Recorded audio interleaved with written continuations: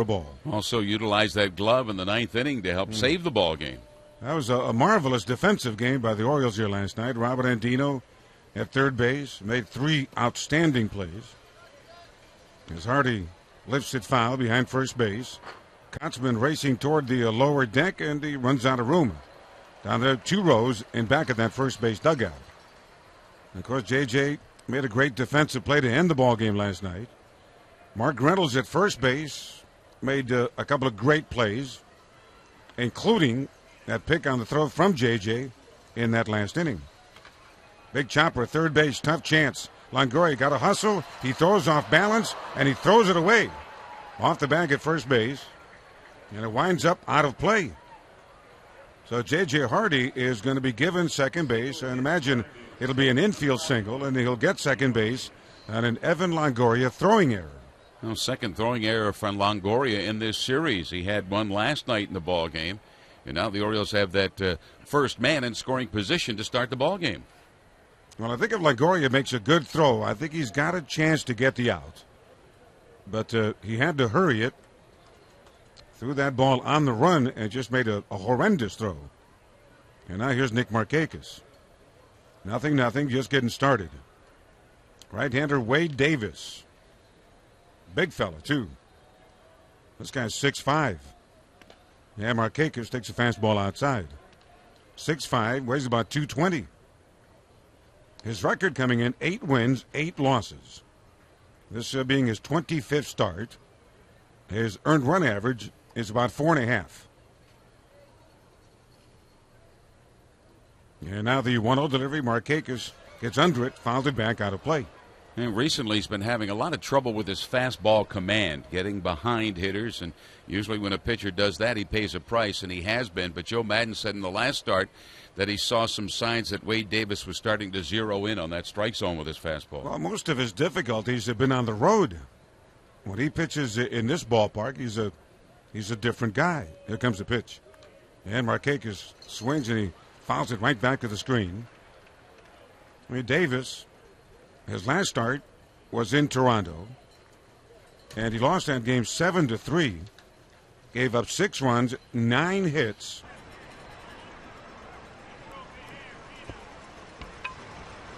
Markakis looking to snap an 0 for 15. Down on the count, 1-2. And the pitch is just off the plate outside, 2-2. Wade Davis, a native Floridian out of Lake Wales, now in his 2nd season.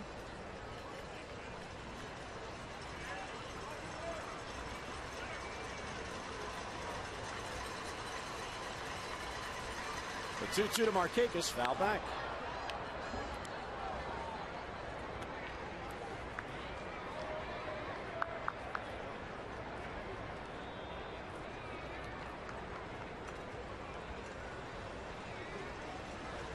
Davis 8-8 on the year, and an ERA of 4.52. He has not won a game since July 28th.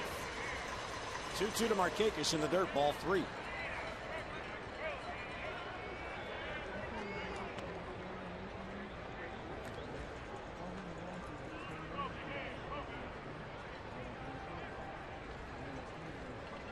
Adam Jones waiting on deck.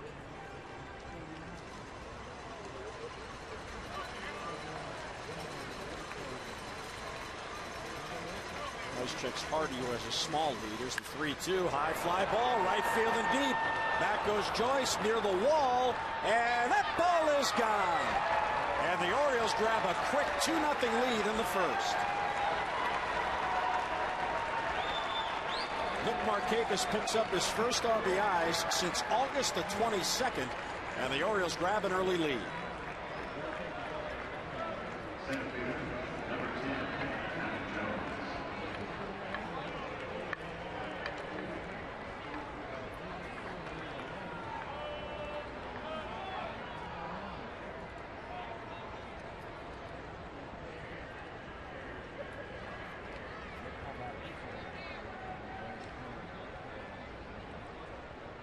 Still nobody out. Here's Adam Jones. Swing and a miss. Adam trying to do what Markakis just did, snap out of an 0 for. Nick was 0 for his last 15. Adam is 0 for his last 17. Late on that swing, and it's 0-2.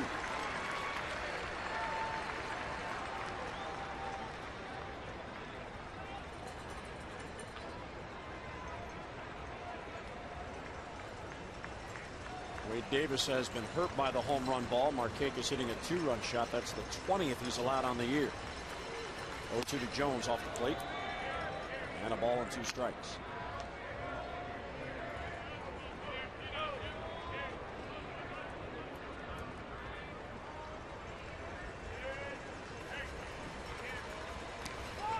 Check swing and appeal to first. He went too far. Adrian Johnson says. So Jones is down on strikes. There's the first out in the first. And Adam does not believe he went around. He thought he checked. And there's the first out for Wade Davis.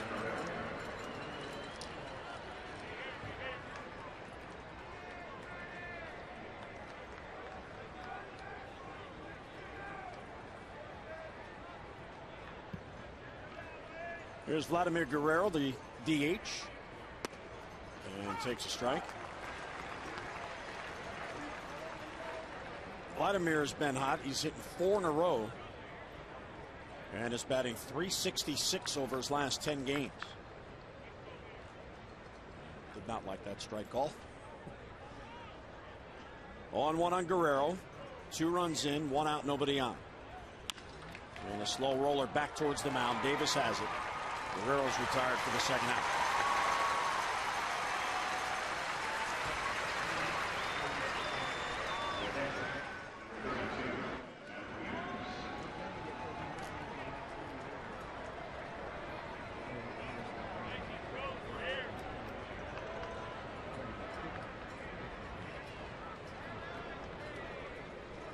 Now 2 down. Here's Matt Wieters in the number 5 spot. Matt has hit in 3 consecutive games. And he takes a strike, 0-1.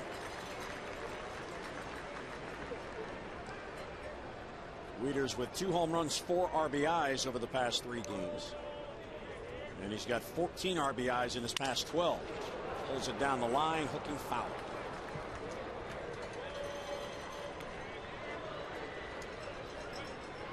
And he broke his back.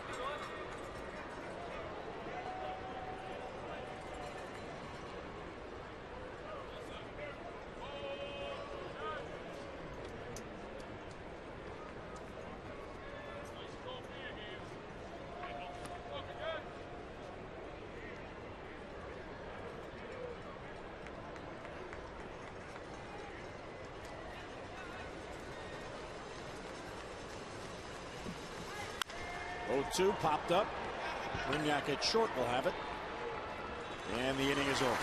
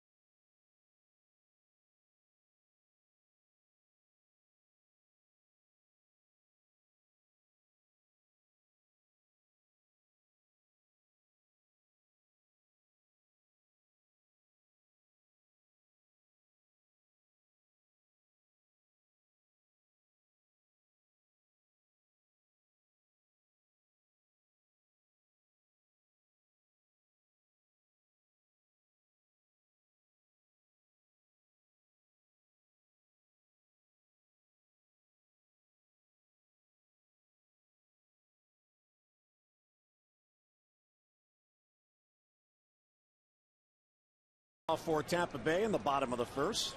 Simone going to work.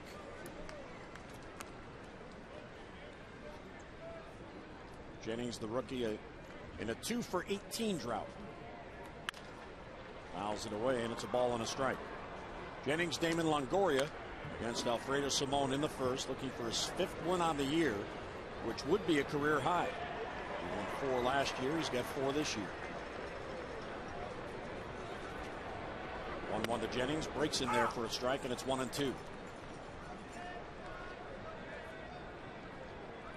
Alfredo coming off a loss last Monday against the Yankees, a game in which he pitched very well. Popped up right side. Adams and Reynolds. And Reynolds calls him off, and he makes the catch. One of those Tropicana field. Once you see it in the roof, you stick with it.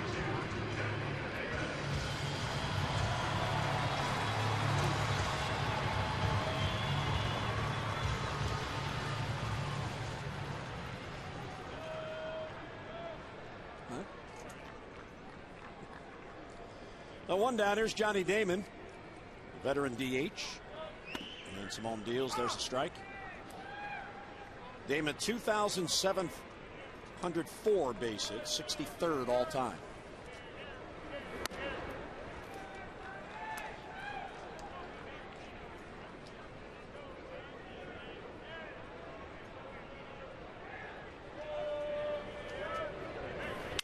Broken bat bouncer right back to Simone. Damon hustling down the line, but he's retired for the second out. Simone facing a Tampa Bay team that the bats have gone completely silent. They have lost 4 out of 5, and they have hit just 164 in that span. And they have scored a total of just 11 runs for Joe Maddon over the last 5 games.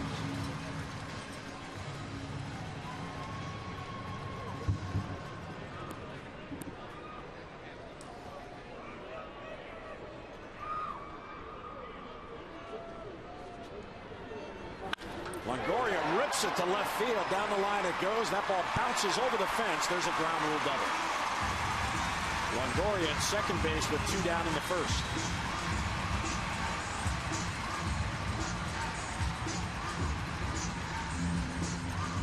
So Alfredo got the first 2 outs, but Longoria keeps the inning going. His 22nd double on the year.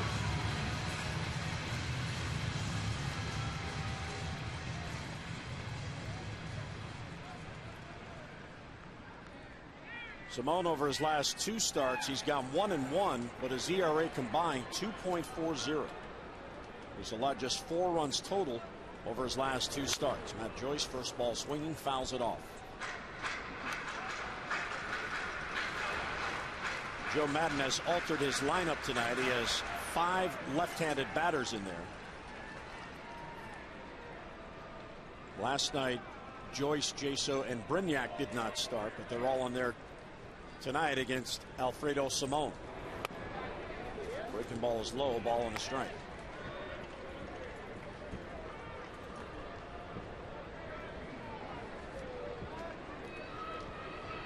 Longoria at second, 2 down in the first, 2-0 O's.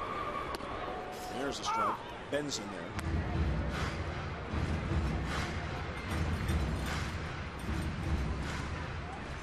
For Matt Joyce, a breakthrough year. Made the All-Star team, 17 home runs, 60 RBIs for the former Tiger prospect. Simone misses well off the plate.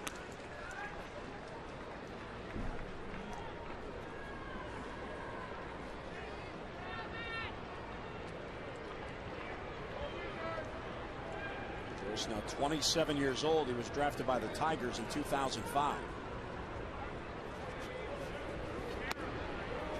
And he's up there from the left side, which is kind of interesting because he does everything right-handed except bat.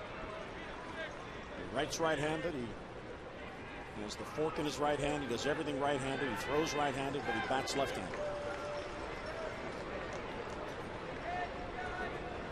Works the count full, 3-2. And that's inside, ball 4. So Simone, after getting the first 2, allows Longoria to double. And he got ahead of Matt Joyce 1-2, and he walked him. 3-2 breaking ball missed inside.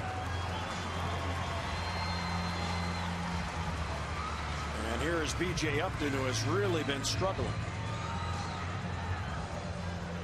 Upton just 4 for his last 28. And he brings a batting average of .220 into tonight's game. So the potential go-ahead run comes to the plate. And foul that of play.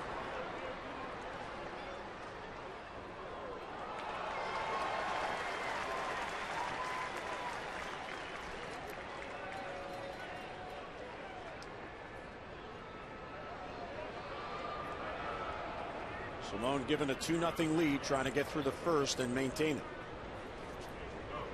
The 0-1 to Upton is high, a ball and a strike.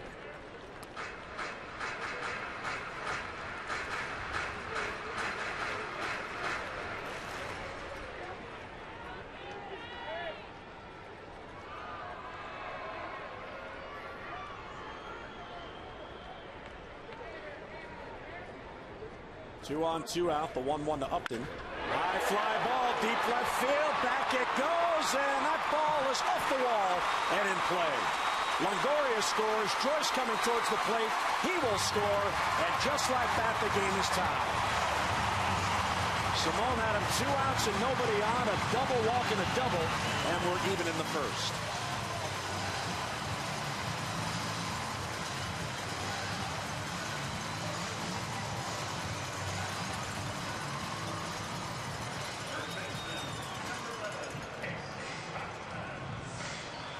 So Upton 4 for his last 28 and comes through with a huge hit for Tampa Bay.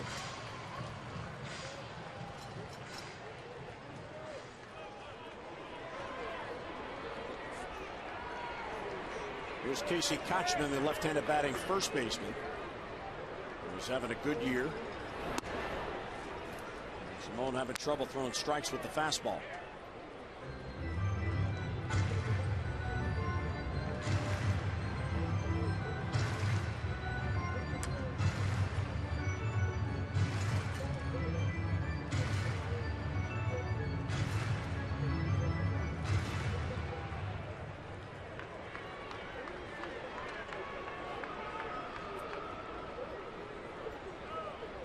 One and on Kochman.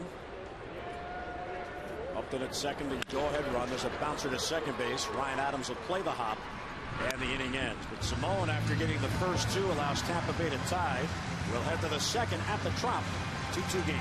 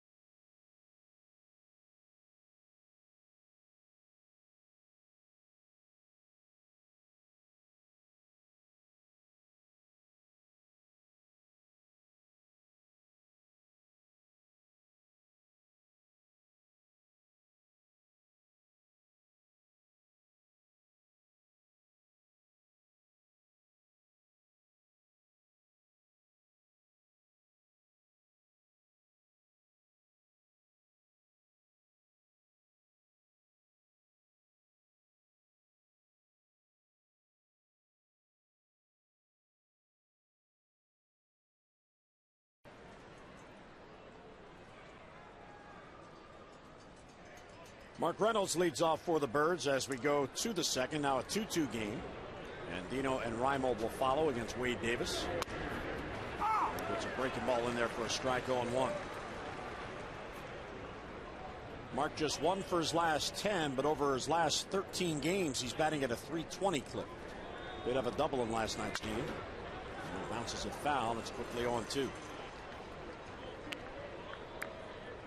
Wade Davis last won a game July the 28th at Oakland. And he hasn't won a game at home since June 17th when he beat the Marlins in interleague play. The 0-2 to Reynolds, swung out and missed. Second strikeout for Wade Davis, and one away in the Orioles' second.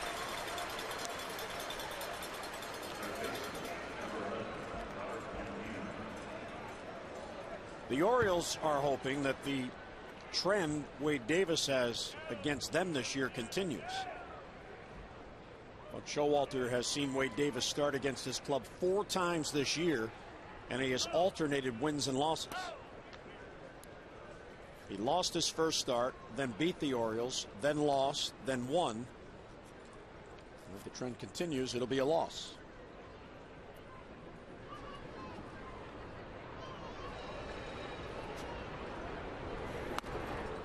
And Dino takes high.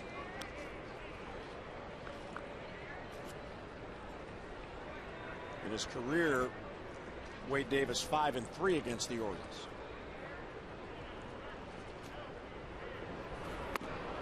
And Dino takes a strike, 2-1.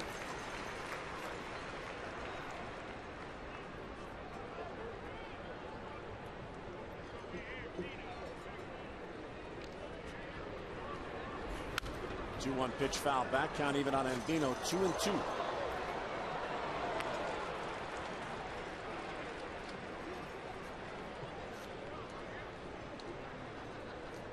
That used to be a balk. Wade Davis just went to his mouth on the mound with his hand. And now they allow that. 2-2 pitch is swung out and missed. He got a fastball by him. So back-to-back Ks. Davis's team got him even. And he gets 2 quick outs in the second.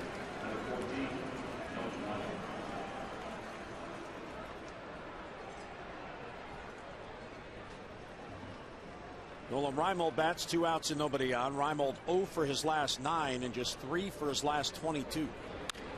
There's a bouncer towards third. First ball swing. LaGoria throws on the run, and he got him. A 3-up, 3-down inning for Wade Davis. We're mid-second at Tampa Bay. The Rays and the O's tied at 2.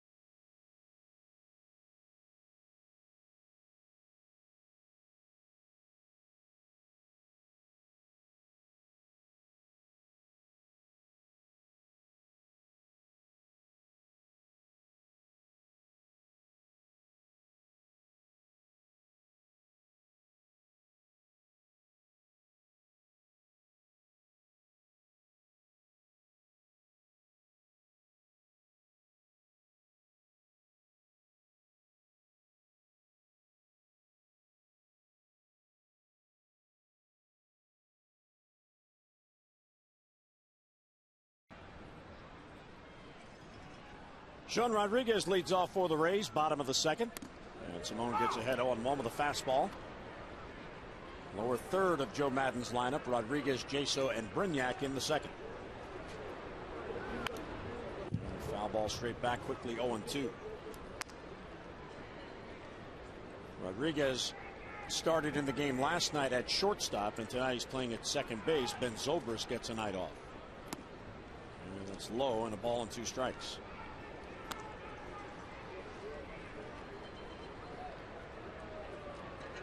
After 2 outs and nobody on, Longoria doubled, Joyce walked, and Upton with a 2-run double to tie the game. And again low. Simone got ahead of Matt Joyce 1 and 2 and eventually walked him, and that set the stage for Upton.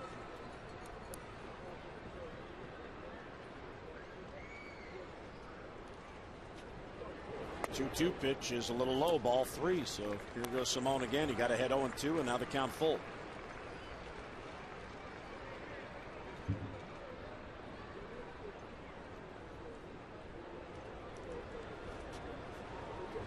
Payoff pitch is popped up.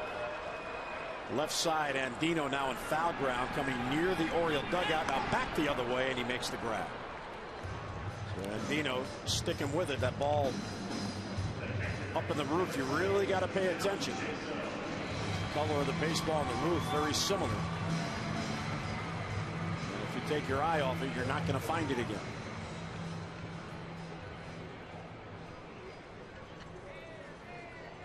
Andino doing a real good job at third base since Mark Reynolds has moved over to first. John Jaso, first ball swinging, bouncer to second, tough hop by Adams. He picks it up, he throws, and he just did get him. An in-between hop that came up on him, but fortunately he was going towards the base, and he also had the catcher running and 2 men down.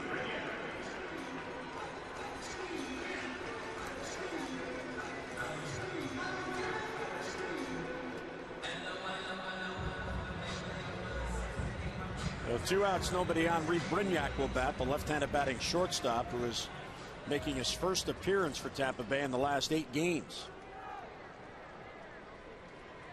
He's had a real tough year.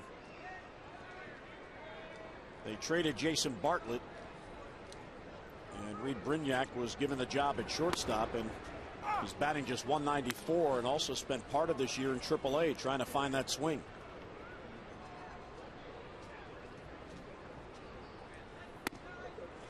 And he has struggled mightily against right-handed pitching. He's just 193 against right-handed pitching.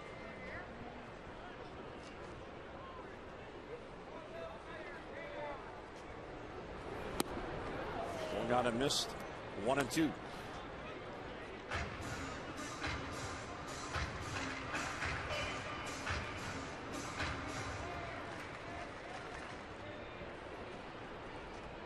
Simone deals 1-2, and he got him. Foul tipped, held by Wieters, and a bounce back inning for Simone. So 3 up, 3 down go the Rays. We'll head to the third at the Trop, tied at 2.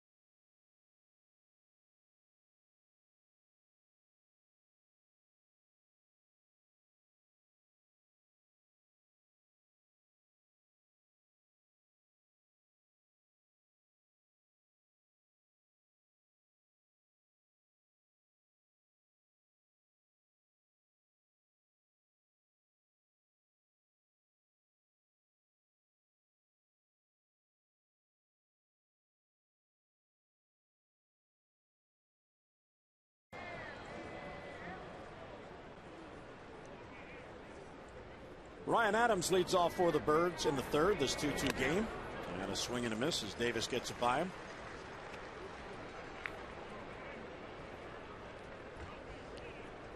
Each pitcher allowed 2 runs in the first, and each pitcher bounced back for a 3-up, 3-down inning in the second. Adams, Hardy, and Markakis for the Orioles in the third. Down and away, a ball and a strike. Ryan Adams has played very well since coming back from AAA. He's hitting at .295 with 4 RBIs since coming back. Has that batting average up to .269.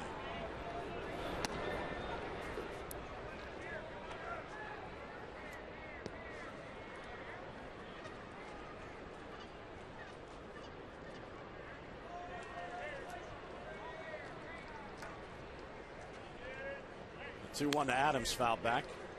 And 2-2 the count on Ryan Adams.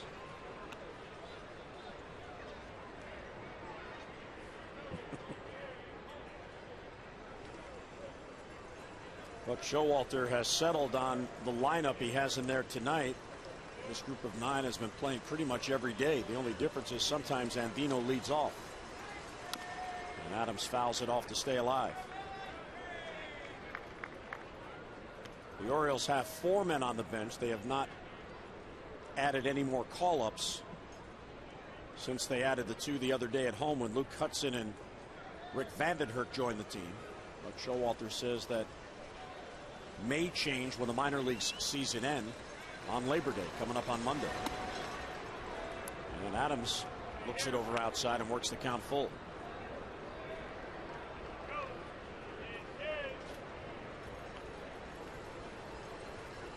Davis already has 3 strikeouts and he averages 5 for every 9 innings he works.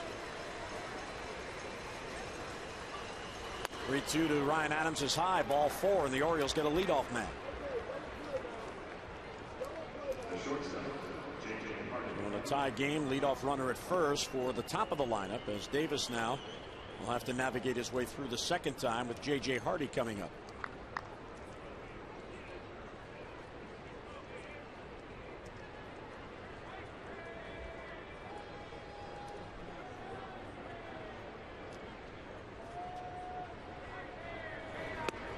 And Hardy takes a strike.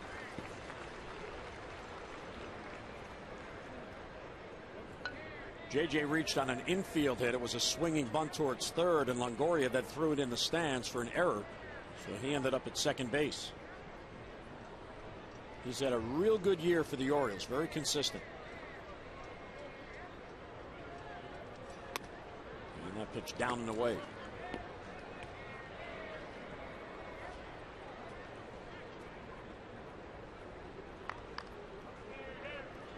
Hardy is 8th in the American League in home runs with 26. Against Davis, who will yield the long ball. It's a good matchup for the Orioles. Quick throw to first, and Adams dives back in. Davis excels at controlling the running game, even though he is 6'5". There have been only 5 attempts at stolen bases on the year against him. 2 have made it, and the Rays have caught 3. It's a very low number this late in the year. 1-1 to Hardy, check swing, and he went too far, fooled by the off-speed pitch. And Hardy down in the count, 1-2.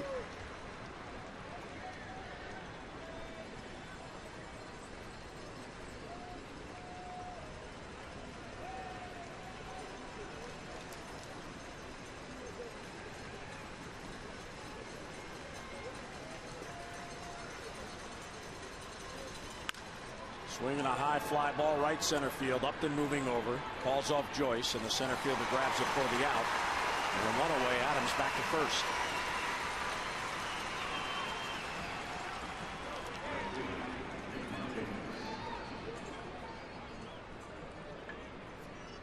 Nick Markakis will bat. Nick with a 2-run home run, his first at bat to snap out of an 0-for-15 drought. His 14th home run on the year, and he now has 61 RBIs. His first home run since August 17th, and his first RBIs since August 22nd.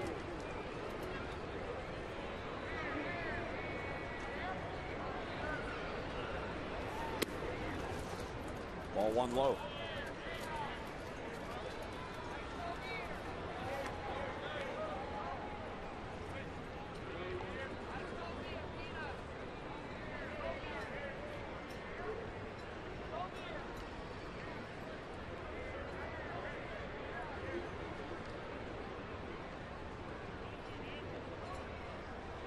Davis very deliberate with a runner on. Markakis takes in the dirt, ball two. Nice block by John Jaso. Ryan Adams, a leadoff walk. He's at first with one down.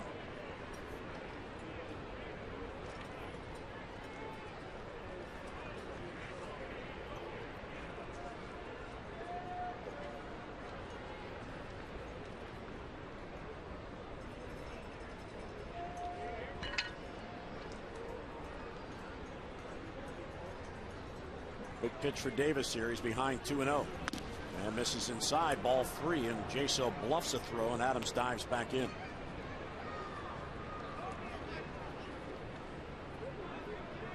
And Jaso spent some time on the DL this year, now back. Jose Lobaton, who started last night, has been getting an extended look by Joe Maddon. 3-0 is low ball four, and there's the second walk in the inning. So the Orioles looking for a chance to get that lead back at first and second, one down.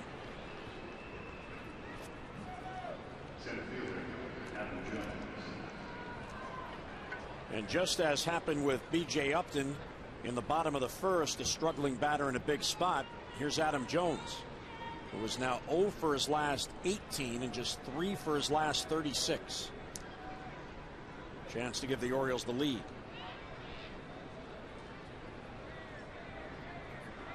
You'd prefer not to test the law of averages with men on base.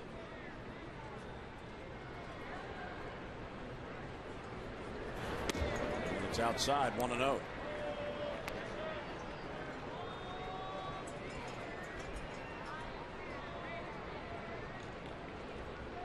Adams at second, Markakis at first, one down, 2-2 game in the third. And a good take there. 2-0 to count. There have been times during the stretch that Adam has been a bit impatient at the plate, trying to do too much in one at bat, but he works the count here, 2-0. Working every day on that swing with Jim Presley.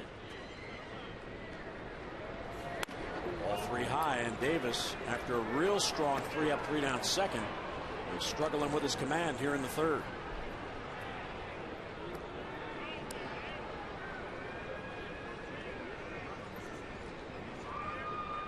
Calls his catcher out for a quick chat. Let's see what Buck Showalter does with Adam Jones on a 3-0 pitch.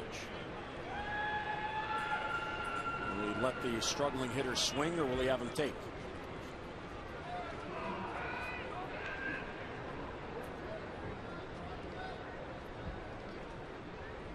Davis checks second. And the 3-0, he took all the way, and it's a strike.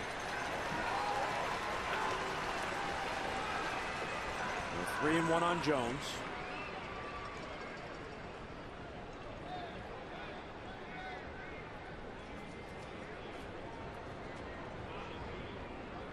Davis checking Adams. 2 looks back. Runners are going, and it's fouled back. So that's how Buck Showalter tried to help his hitter. He put the runners in motion, and Adams swinging to protect the runners.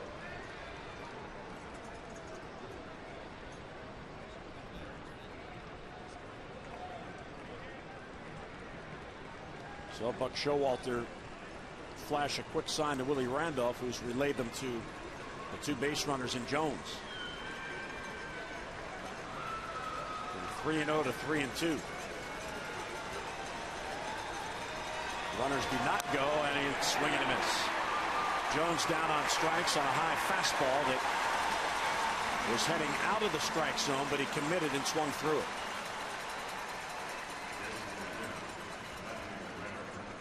So 2 down. A big out for Wade Davis, and here's Vladimir Guerrero. Vladimir hit a comebacker his first at bat. He's 0 for 1.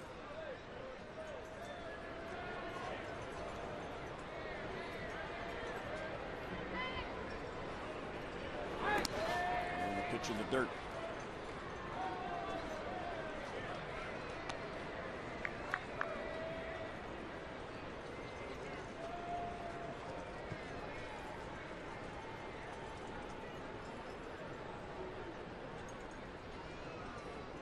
Adams and Markakis, good leads. Markakis not being held at first. The 102 Guerrero is fouled back upper deck.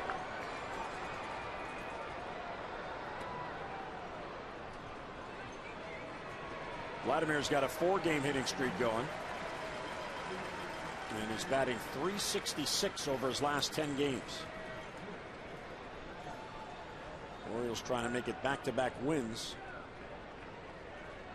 against the Rays and clinch the series. Day game tomorrow, and Jeremy Hellickson will pitch against the Orioles, and he's pitching very, very well.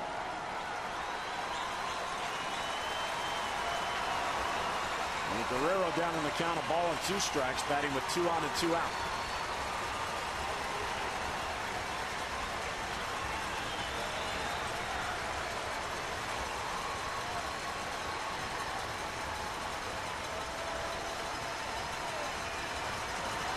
There's the 1-2. It's in the dirt. Nice block by Jaso. Bounced in front of home plate. Trying to get Guerrero to chase, as he has been known to do a tad this year.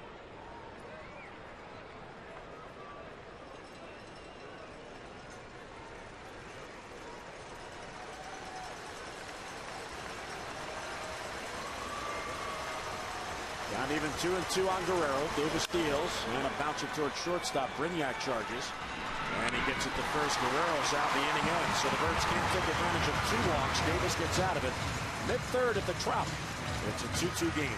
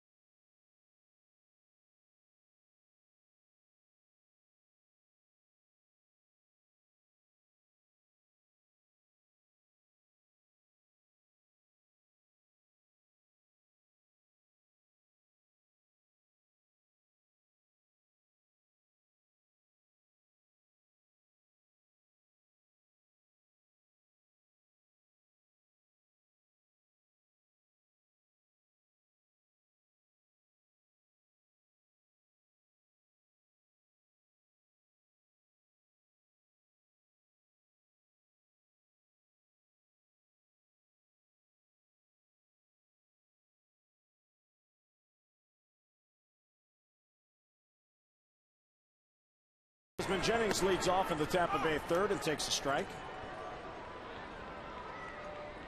Top of the lineup for Tampa Bay against Simone. Damon and Longoria will follow.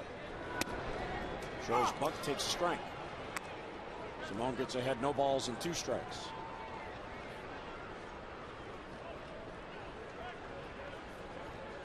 Jennings popped up to first his first at bat.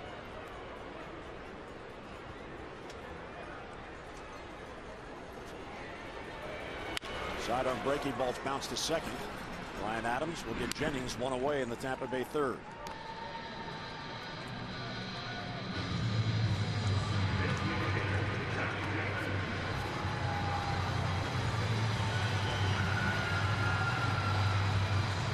Here's Johnny Damon, the veteran, DHing.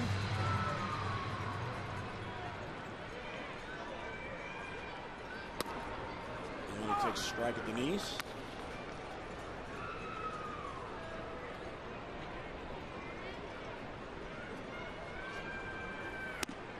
Simone misses outside.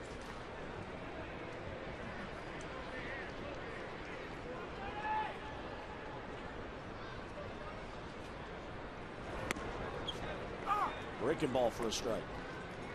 Simone has had inconsistent command with his fastball early on, but the breaking ball he's been getting in there for strikes. He's ahead of Damon 1-2. And the fastball misses down and away.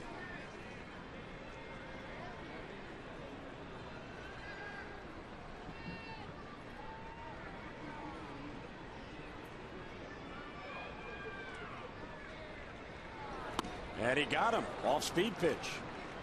So Simone with the splitter gets Damon a swing and miss. It's a second strikeout and 2 away. 6 in a row retired by Simone since Upton's 2-run double in the first.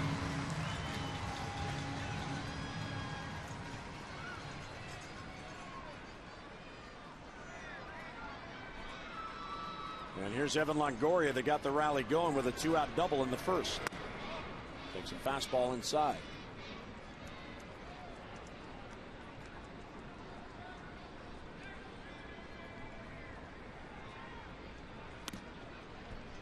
And it's outside ball 2, 2-0.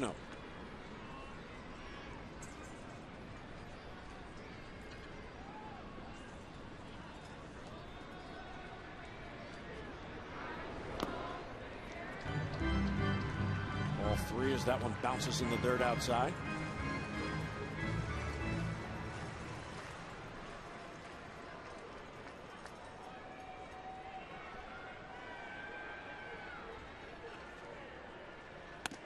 And a 4-pitch walk. So it's the second time in this game that after getting the first 2 in the inning, Longoria gets on.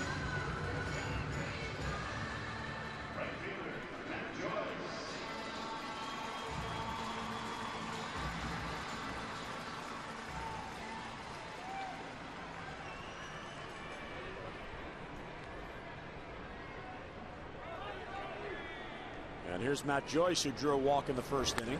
And that pitch well off the plate. 5 in a row out of the strike zone.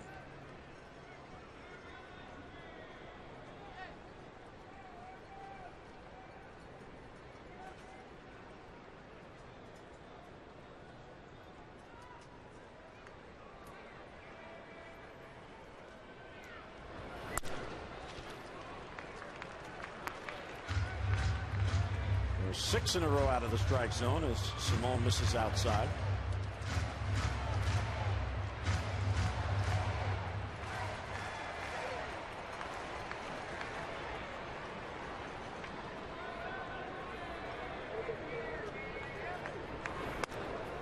And there's a strike. Joyce thought it was high.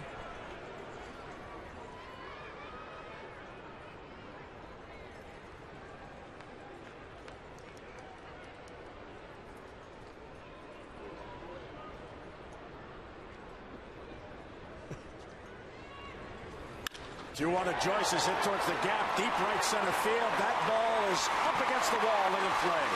Longoria will round third. He will score, and Tampa Bay gets the lead. A second 2-out, nobody on rally against Simone.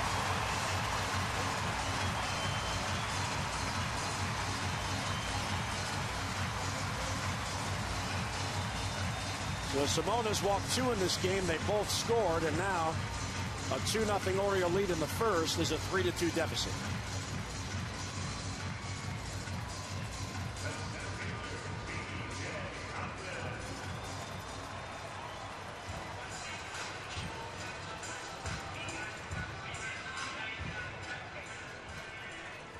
There's B.J. Upton, who had the big hit in the first inning. A 2-run double to the gap in left center field. Foul tip into the glove of Weeder, zone 1.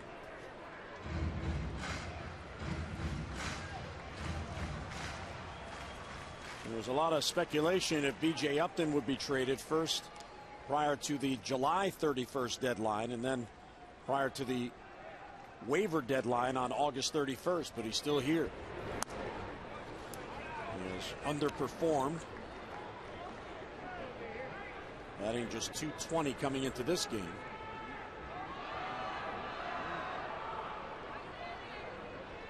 Ball on a strike on him with Joyce at second at 2 down and a foul back.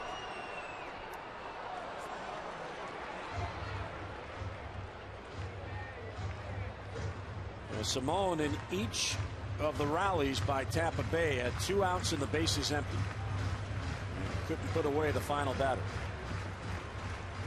Trying to do that here to prevent another run from scoring.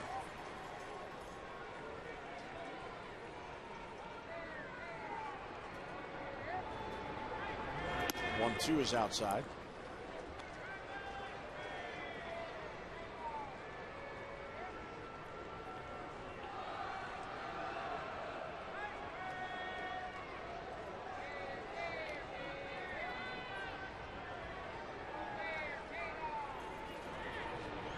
Two to Upton is low, ball 3. Simone is having all kinds of command issues here early on in this game.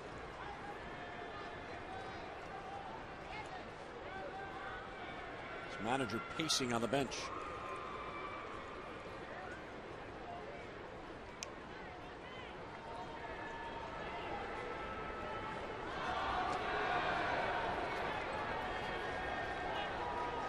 The 3-2 pitch is fouled off.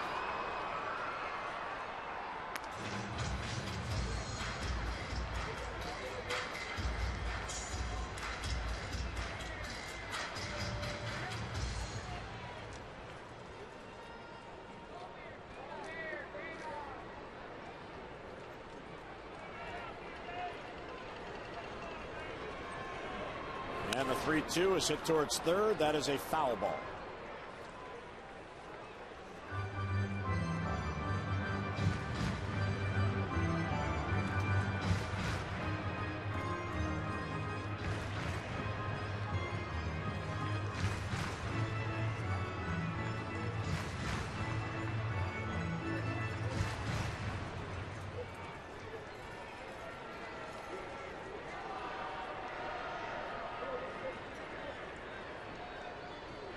Another 3-2 pitch coming to B.J. Upton. Runner at second and 2 down.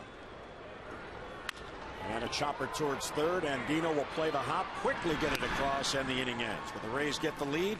A 2-out walk, RBI double by Joyce. We're through 3 at the Trop. The Rays have a 3-2 lead.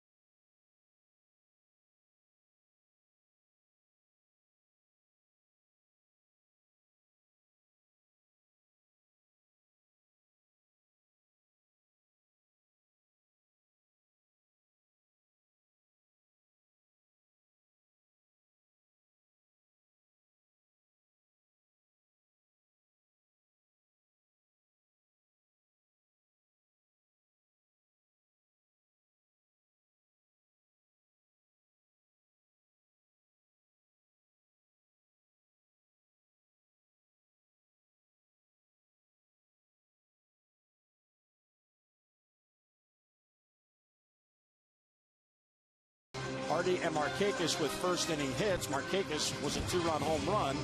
And you see the rest. There has been a walk to Ryan Adams, but no hits. Jones through Ryan Adams. And we are joining you as we go to the top of the 4th as Matt Wieters will lead off. Tampa Bay electing to start this game at 6:10 tonight. And here is Matt Wieters leading off, and it's outside. And let's take a look at our AFCIA scouting report, brought to you by AFCIA, the AFCIA.org, the Association for IT Pros. Well, thanks for nothing. Pitched pretty well, but not a lot of run support at home. 3-4, very low ERA. No June swoon. He went 3-0 that month. ERA under 4 runs a game, and then tonight, pretty good stuff. And command iffy. That's what Joe Madden, his manager, said. But we're seeing more like the guy that pitched the shutout against the Orioles in 2009. Wieters bounces it to second, charging Rodriguez, and one down in the Oriole fourth. Taking a look at our Nissan defense for the Rays, and again the best defensive club in the American League, even though they made an error tonight. Won last night. Jennings, Upton, Joyce, Longoria, Brignac, Rodriguez, Kochman, John Jaso. Last year doing a lot of leadoff. Bird, as you mentioned, with the oblique pull, Jim. So he's back behind the plate. But again, a very mobile defense behind Wade Davis. Mark Reynolds struck out his first at bat. The Orioles had a lead in this game, 2 batters into the game. Hardy reached on an infield hit, a swinging bunt to third. Longoria threw the ball in the stands, and Hardy at second for Buck Showalter, Nick Markakis, then homered. But the Rays have come back to grab the lead. The 0-1 to Reynolds is fouled off, and here's our game summary where we are so far. Well, again, the Orioles, the early lead. Of course, their 3 hits are all doubles, and then Matt Joyce, after a walk to Longoria, who had doubled in the first inning. Upton got both he and, he and Joyce, who had walked in with a booming double to left field. So all 3 hits for them, extra base. One thing about Wade Davis, down by the cage, talked to Joe Madden. I never met Wade Davis. When they came to Baltimore, I guess the first trip, I said, everything healthy? And he said, yeah, but it takes me a while to get my fastball. When we saw him in 2009, he was throwing the ball like he was tonight. 93 to 95, good curveball, good slider, good changeup. 1-2 pitch hit towards the gap in left center field, hanging up there for Desmond Jennings, who gets over and has it for the out. 2 down in the fourth. Yeah, sometimes you'll throw a slider, and that's what that pitch was, and you get away with it because it's just enough away, even though it was up, that they get it on the end of the bat. So the big swing, but again, just couldn't quite get the contact that Mark Reynolds wanted. 2 down. Here's Andino, who struck out his first at bat. Davis 4 Ks through the first 3 2/3 innings tonight. Yeah, he threw a fastball in 94 right by him. Andino to center field. Upton is there. And on 1 pitch, Andino retired in a 3-up, 3-down inning. Mid-4th at the Trop. Simone trails 3-2.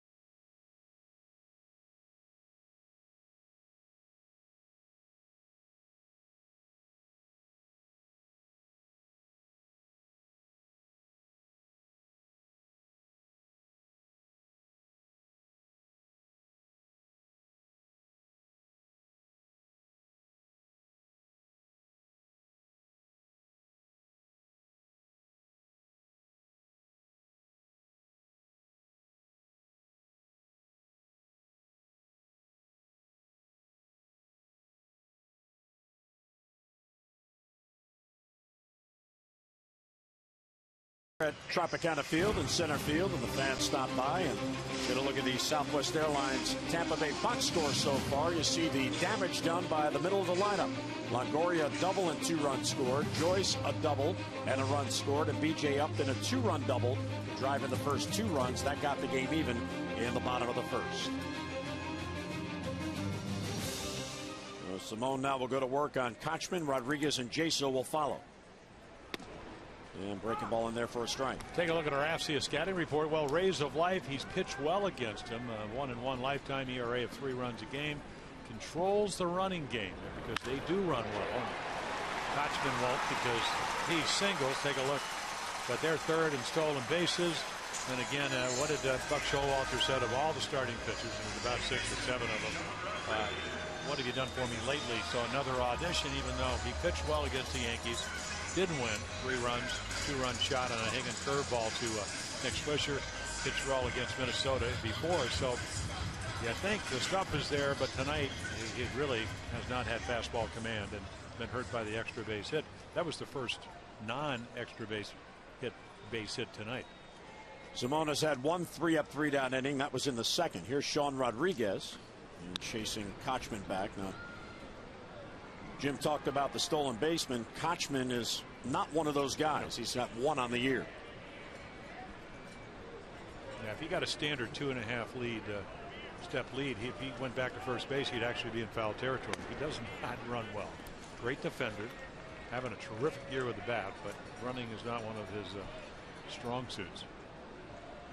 He's one of those guys, if I can get to third, get up 2 bases, if I can get from second to home, that'll.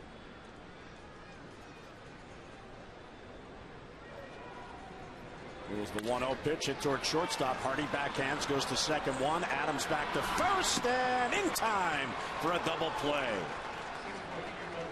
Nicely turned, 6-4-3 and 2 away, and the Orioles.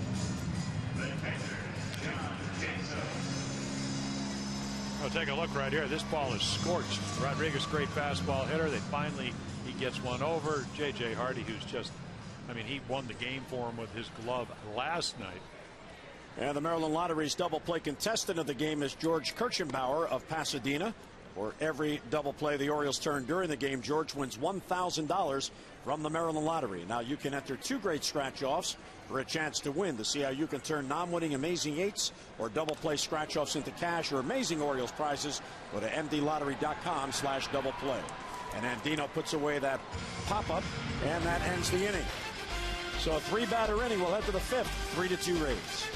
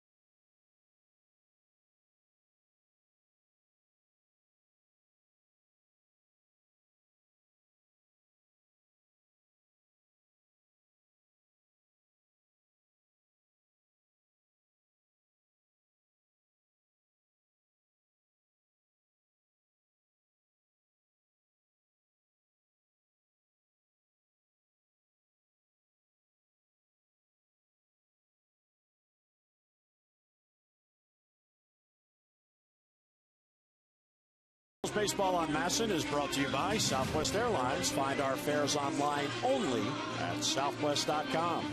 And by Honda. See your Honda dealer and discover the great values now being offered. It was a lovely day in St. Petersburg. There's the pier. Always warm at this time of year. Yeah, actually pretty pleasant, though. Maybe not a little bit more humidity today, but very pleasant yesterday. Florida in the summer. Hot. Well, it's hot. Well, the Reimold will lead off for the Birds. Adams and Hardy will follow, down by a run. Yeah, Nolan, first pitch curveball. Hit a little bouncer to Longoria, threw him out. Wasn't a real good pitch to hit. Great pitcher's pitch, though. He chased it. Davis gets ahead 0-1. Wade Davis out of Lake Wales, Florida. He was offered a full scholarship to pitch for the University of Florida, but instead he signed with Tampa Bay out of high school. Broken back grounder to short, slowly hit. Bremyak throws and out in an eyelash at first base is Reimold. Yeah, no one hustles down the line harder than him. Yeah, Joe Madden, I'm sure, told everybody scouting report he can get down there, and again he makes a routine broken bat base hit, or actually ground ball that looked like was going to be a hit. Again, if you don't hustle, if you don't make a quick throw, you don't make an accurate throw. Orioles would have had a leadoff runner, and that's what they need, trailing by 1. Ryan Adams walked his first at bat. Adams in the number 9 spot in the lineup, and first ball swinging to center field. Upton moves in and almost overran it as the ball sailed on him. Yeah, the old knuckleball. We've got Hoyt Wilhelm in the Hall of Fame. Sometimes it's hard to hit, but even harder to catch. This ball just smoked. They play him pretty much straight away, and then right there it starts to knuckle. So you think it may just kind of stay straight, maybe a little slice in it, and it goes the other way. Somebody hit a ball in Baltimore this year that actually took a left turn to Adam Jones. Went right by him. Here's J.J. Hardy, 2 outs and nobody on. He takes a strike. Well, J.J. Hardy has been very, very consistent on the year, and he hustled. Last night he had the game-winning 2-run single in the 7th inning. Waves at that off-speed pitch. He's down in the count 0-2. Well, Wade Davis, when he's thrown the ball like he is now, it again goes back to 2009 as a young pitcher, 23 at that time. He's going perfect windup, good stuff, 4 pitches. This year and even last year, not that he pitched poorly, it's just he didn't show us 93 to 95. Boy, but 124 pitches in that complete game at Camden Yards in 2009. And Hardy down on strikes. Foul tipped held by Jaso. So number 5 for Davis. Birds go 3 up, 3 down in the 5th.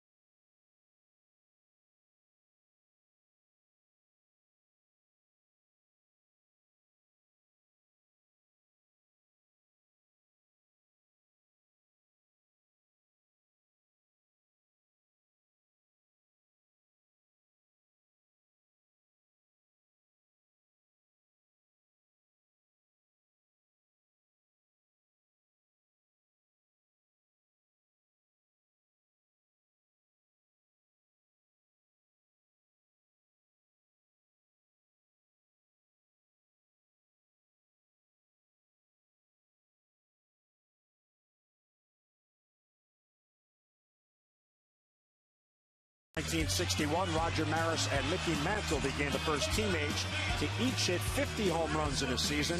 Mantle homered that day, tied a game against the Tigers to join Roger Maris. 1978, Lee Mazzilli became the first Met player to hit a home run from both sides of the plate in the same game. And then in 2008, the first time Major League Baseball used replay under new rules, it was right here at Tropicana Field, and an Alex Rodriguez home run was ruled foul. This date in baseball history brought to you by Verizon Fios. Switch to Fios and network ahead to learn more. Visit Verizon.com/getFios. Alfredo Simon going to work here in the 5th. He has had indifferent command tonight. Well, you were used to that. He gets out of his windup. Again hurt by the curveball. Tonight it's been fastballs in the middle of the plate, and 3 of the 4 hits, extra bases, and he doesn't get a lot of run support. When you look at Alfredo, he's well under 4 runs a game, 3.5. So it's not easy at this level in major leagues to win with 3.5 runs run support. And then again, he's maintained his stuff. His stuff is good. He's just, for some reason, he can't understand the feel of throwing over his front side. So he goes left. His arm, I think they probably see the ball. It's a lot flatter, but again, just not good fastball command. So these guys get a lot of good pitches to hit in hitters' counts. Line drive to left. There's a base hit.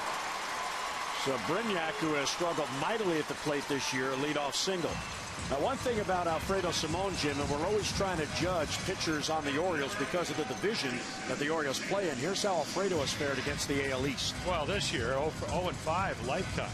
So it's even a worse number. But, you know, again, the league average about 3.98 now for American League pitchers.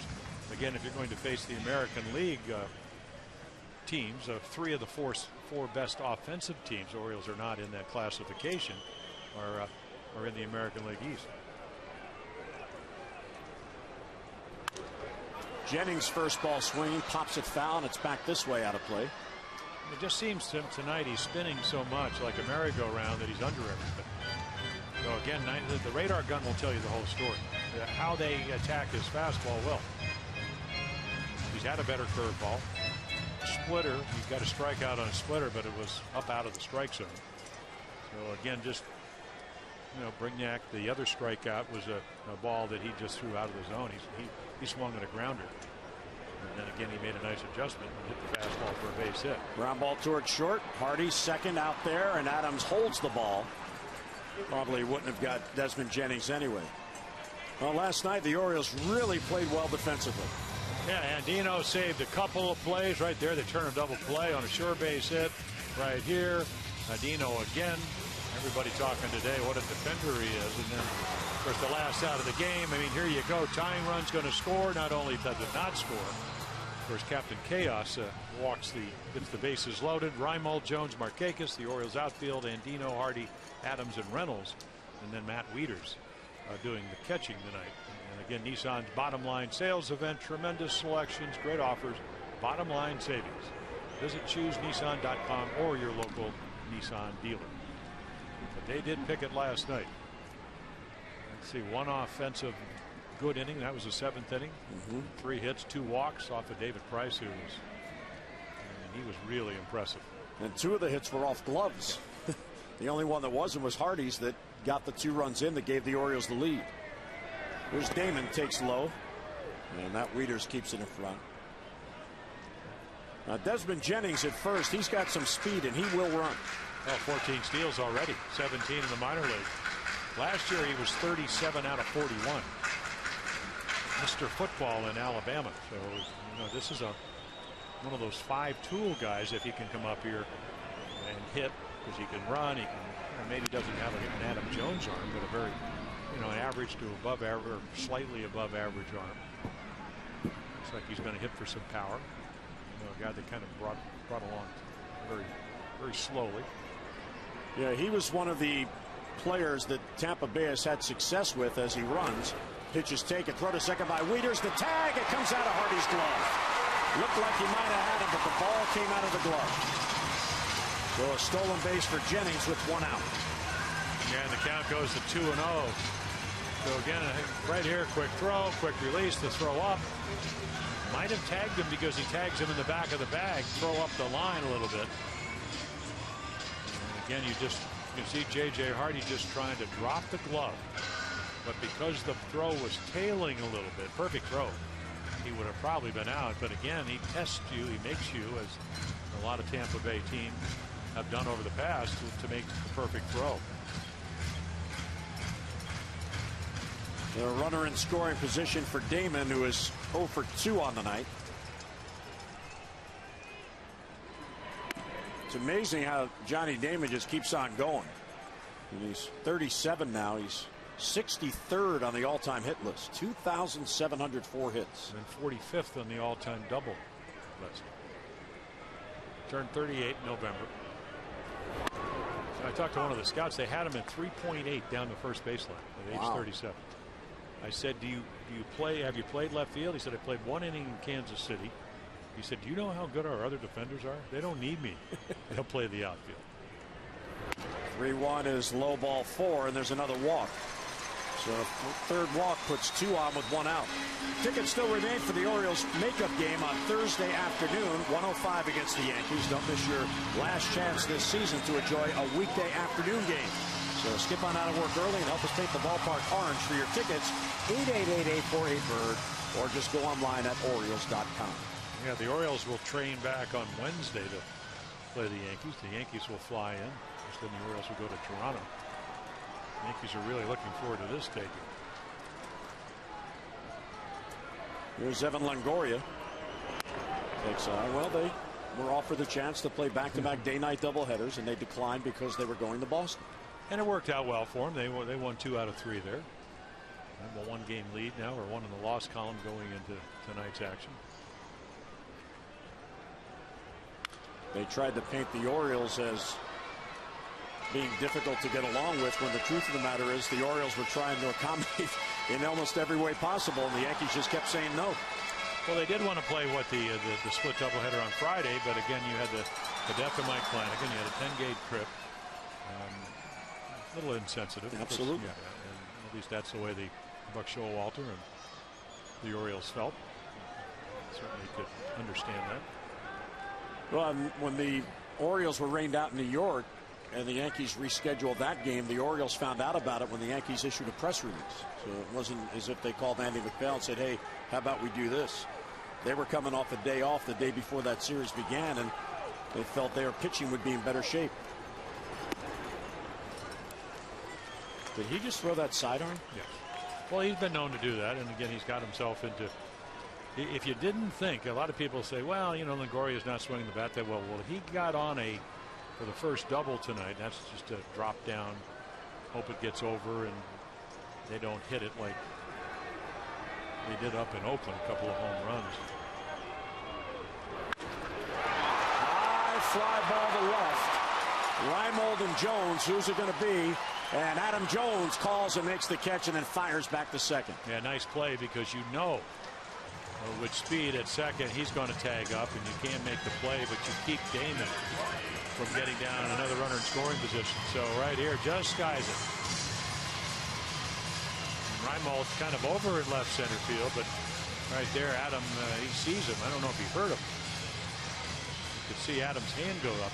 This is the kind of outfield that, because of the white roof, you cannot look at your outfielder and then pick the ball up. You can never take your eyes off. It was very much like the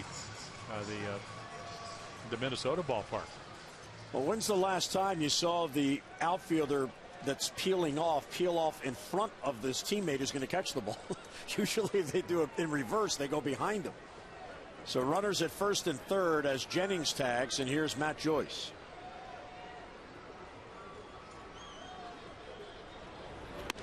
Outside 1-0. Yeah, really a non-existent splitter tonight for Alfredo. And of course, Joyce, he drove in that third run. He worked the count into his favor and tomahawked a high fastball into right center field for a double, after a very good at bat where he walked the first time on a couple of curveballs. And that's low, 2-0.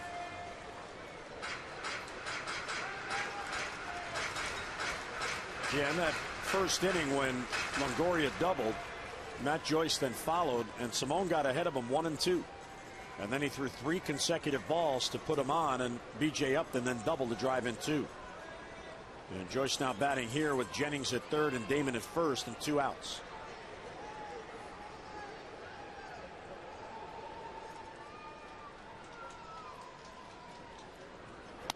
Well off the plate, ball 3. Yeah, that's another split-fingered fastball.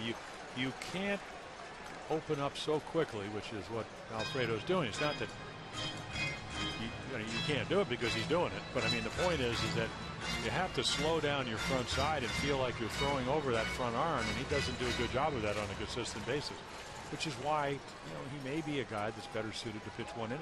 He certainly has enough of a variety of pitches to be able to start, and he holds runners well.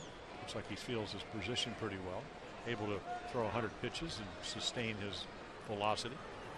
But under, I mean, this is just going straight left and getting under everything. So when you drop your elbow like that, there's no way I'd consistently be down in the strike zone. Watch how quickly he spins. See right there. So again, it looks good, but there's no extension with his front side. But I know that Bruce Keeson, the Orioles advanced scouts here, Mark Wiley, who's an Orioles major league pitching coach, and he's very good. They're looking at him, they're going, boy, what's going on with this windup? And Rick Adair coming out to maybe give him a tip or two.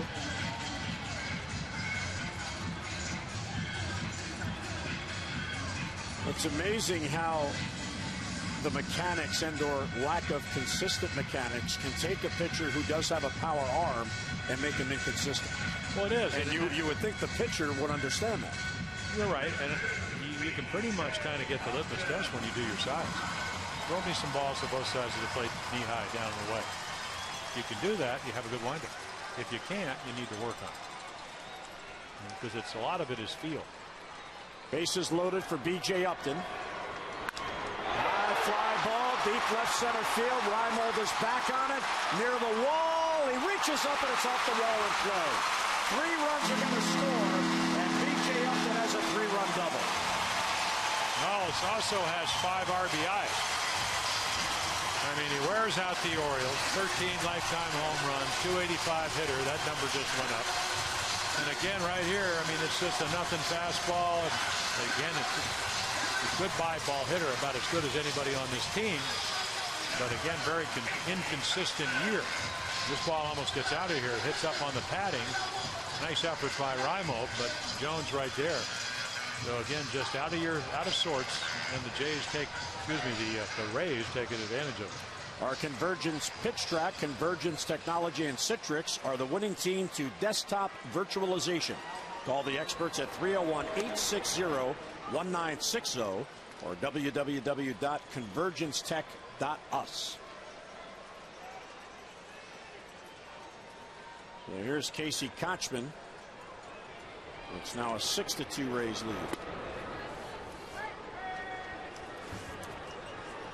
Alfredo has walked 4 batters in this game, and all 4 of those batters have scored. And activity in the bullpen. There's Troy Patton getting loose. The way Davis is saying, well, it's about time. Thanks for nothing. They're averaging about 2.56 runs a game for him when he pitches at home. And tonight they've already got him 6. And tonight's game flow is brought to you by Captain Morgan. Win a VIP baseball experience presented by Captain Morgan. Go to Orioles.com/captain. And a ground ball knocked out by Simone. He'll pick it up and get it to first. Kochman's out, and the inning is over. But a big inning for Tampa Bay. A 2-out, 3-run double by B.J. Upton. 6-2 Rays.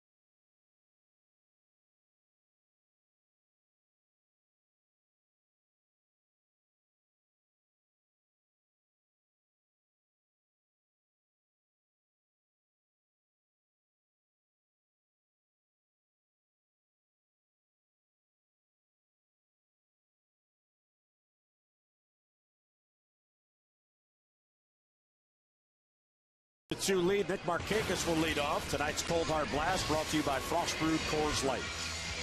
Yeah, fouled off a bunch of pitches, and you can see the bat head get out. Aiming for the Rays out there. The Rays tank a little bit to the right of it. So Nick able to get the Orioles the early 2-run lead with his 14th home run. We had a lot of nice at bats. Fouled. They kept trying to get in on him with that 93, 94 mile per hour fastball. Eventually ran the count to 3-2. Got a better pitch to hit. And again, the big innings tonight for the Rays. Davis has retired the last 8 Orioles to bat. And he gets ahead of Markakis 0-1. Well, he's a big guy, and as you mentioned, out of Lake Wales, Florida. I mean, a very, very repeatable windup. Just break your hands over your knees.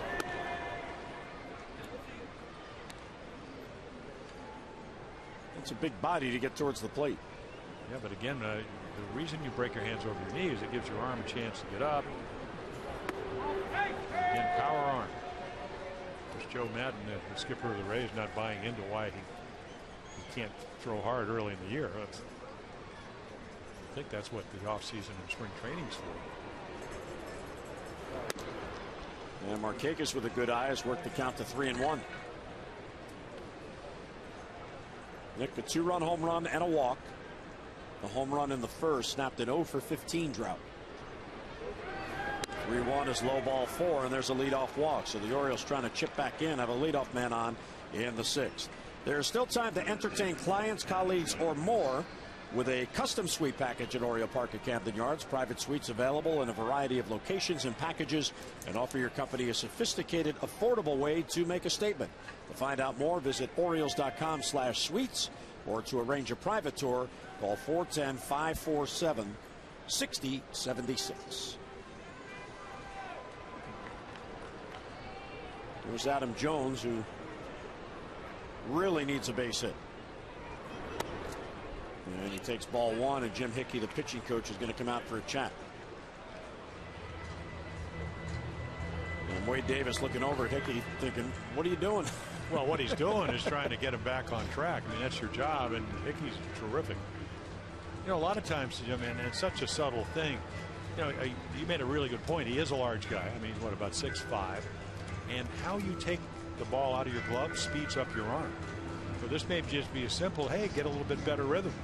You know, it's one thing to have this lead, but we've seen him wild. He walked a couple of guys, back in the 3rd. Orioles couldn't take advantage of it as Adam swung the ball over his head. So again, he's been wild, but again, just that little rhythm thing. Get it going. Get your hands going. And, you know, some days he might have had a tough game, and he didn't pitch very well in his last start against Toronto, but I'm sure that's just a little bit more rhythm. That's what pitching coaches are supposed to do.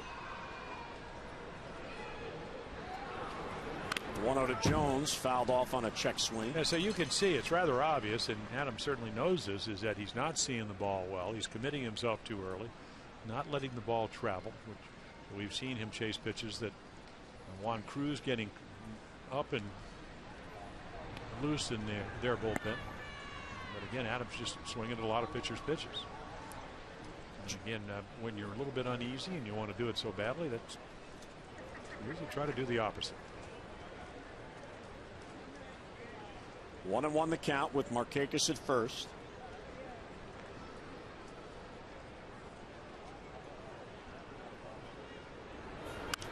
And a foul back. Well, on August the 20th, when the Orioles were in Anaheim, Adams' batting average was at .299. He has since gone 3 for 37, which is a .081 clip, and his batting average has fallen. And he's young. And Jim Presley knows exactly that, the bat's kind of dropping a little bit, maybe dropping his backside, swinging at pitches that are more pitchers' pitches early in the count. I mean, sometimes now when you get to 2 strikes, you got to scuffle. But how many balls have we seen? I mean, even the strike 2 here was up and in. And you take that pitch, count goes to 2-1 instead of 1-2. Now Davis doesn't have to throw you a strike. That's one of the keys to pitching. And it's readily known you want to throw enough strikes to get them to swing at balls. And when they help you out, you're able to do that. Well, he's gone from 299 to 283 since August 21st. 1-2. There's a base hit to left field, and that snaps the 0 for. 0 for 19 is history, and Markakis goes to second, and on at first is Adam Jones. Tonight's minor league report is brought to you by PNC for the achiever in you. Well, Oliver Drake at Bowie having a real good year. He is 11-8 overall. He's actually pitched at all 3 stops in the minor leagues on the year. Very good control, 43 walks to 129 Ks. And of course, the Bay Sox are trying to get in the playoffs in the Eastern League. They begin play tonight a half game back of Richmond. Bowie at home is trailing 2-0 in the 4th to Erie, and Richmond is leading 1-0. Guerrero to center field, playable for Upton. Markakis will tag, The throw comes in towards second base, and Markakis moves up to third. Yeah, good base running, good outfield play by Upton, because again, just as we saw Jonesy do earlier on in the game, you do not let that second run get into scoring position. B.J. Upton is laughing because he turned as if he was throwing to third base to try to deke Adam Jones, and then threw across his body, and I guess he confused his second baseman as well.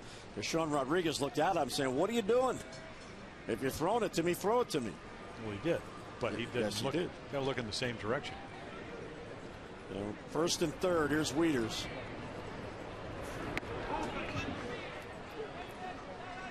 Well, Matt Wieters is really having a breakout year at the plate, and career versus Davis, 6 for 17.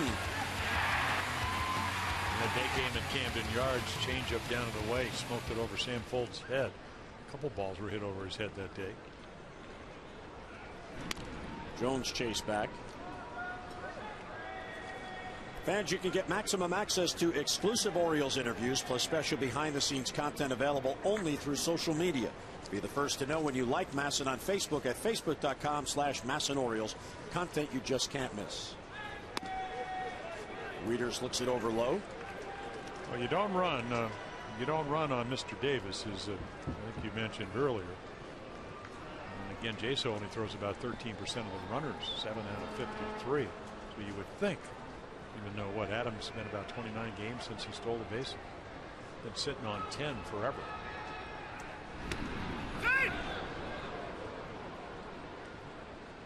Adrian Johnson emphatic with that save call. We heard him up here.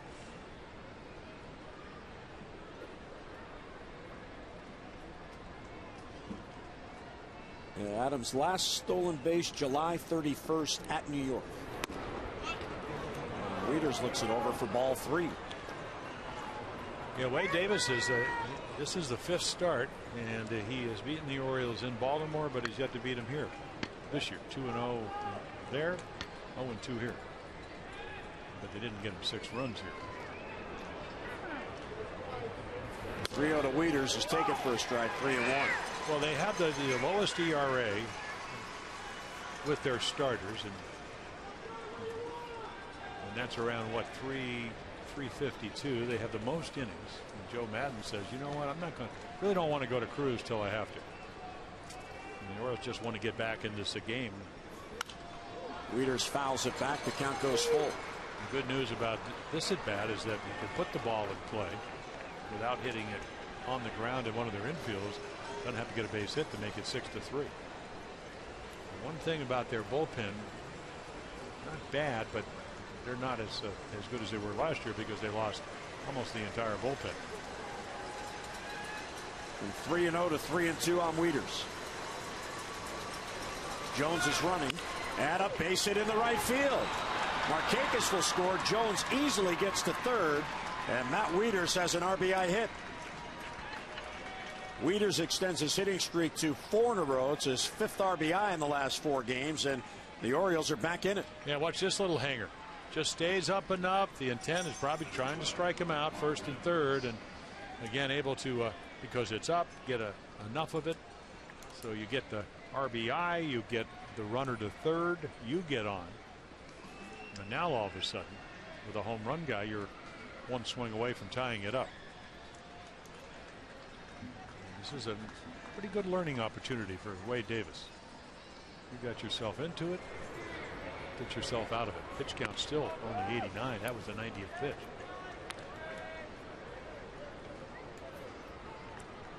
So the leadoff walk has scored. Mark Reynolds 4th in the American League with those 31 home runs. Yeah, it'd be so easy for Joe Madden just to walk out to the mound and hook him.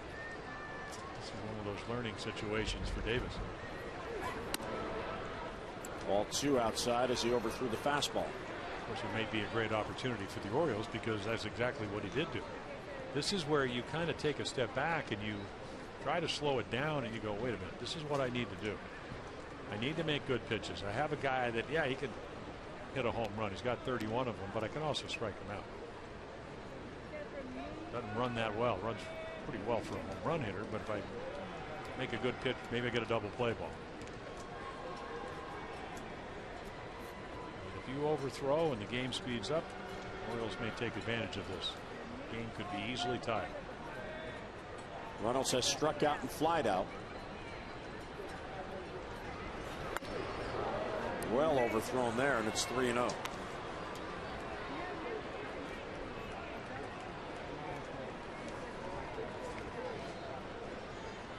Davis has walked 3, and that's his season average, 3 per 9 innings. He has struck out 5, and that's his season average, 5 per 9 innings. 3-0 swung on and fouled back. He had the tomahawk. Here it comes, swing. Just a little lower. Of course, he never really smiles in the middle of action, but I mean, again, that's a well-intentioned swing.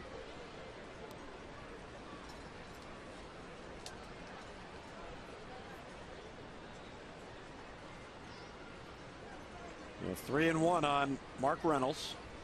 First and third, 1 down, and it's low ball 4, and the bases are loaded. Second walk in the inning, 4th in the game. Home field advantage. What home field advantage?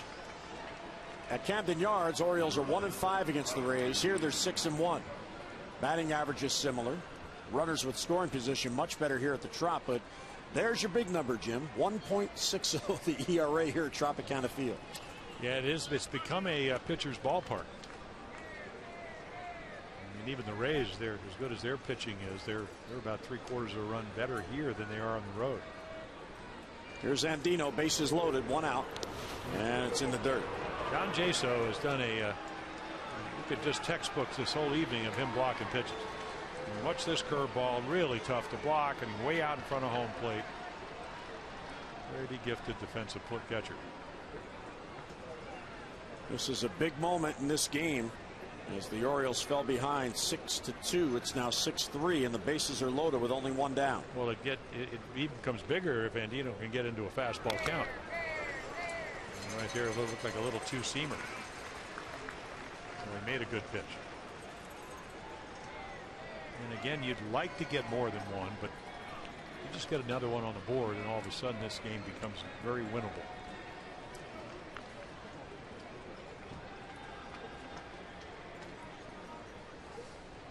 One and 1 on Andino. Chased the pitch that moved outside, 1-2. Well, I tell you what, we're learning. I mean, Joe Maddon's going to learn a lot about Wade Davis because he's not on the bench, toweling off. There's nothing wrong with his stops. Can the pitch count well in hand at 97? It's all about command. This is pretty much what Joe talked about before the game, what he talked about in the paper. Go get him with that kind of stuff. Andino fouls it off to stay alive. And again, he works the count into his favor, where the whole world, especially the Rays, know that Robert Andino does not hit the breaking ball well. That doesn't mean he can't hit it if you hang it. We saw that with Matt Wieters, probably a better fastball hitter, but got a curveball to hit it into right field. 1-2 on Andino. Davis from the full windup, but the bases loaded, 1 down. And a bouncer right back to Davis. He comes home out there. Back to first, out there. Madden leaves him in, and Davis pitches out of a jam. Orioles get a run, Strand 2, mid-6th, 6-3 Rays.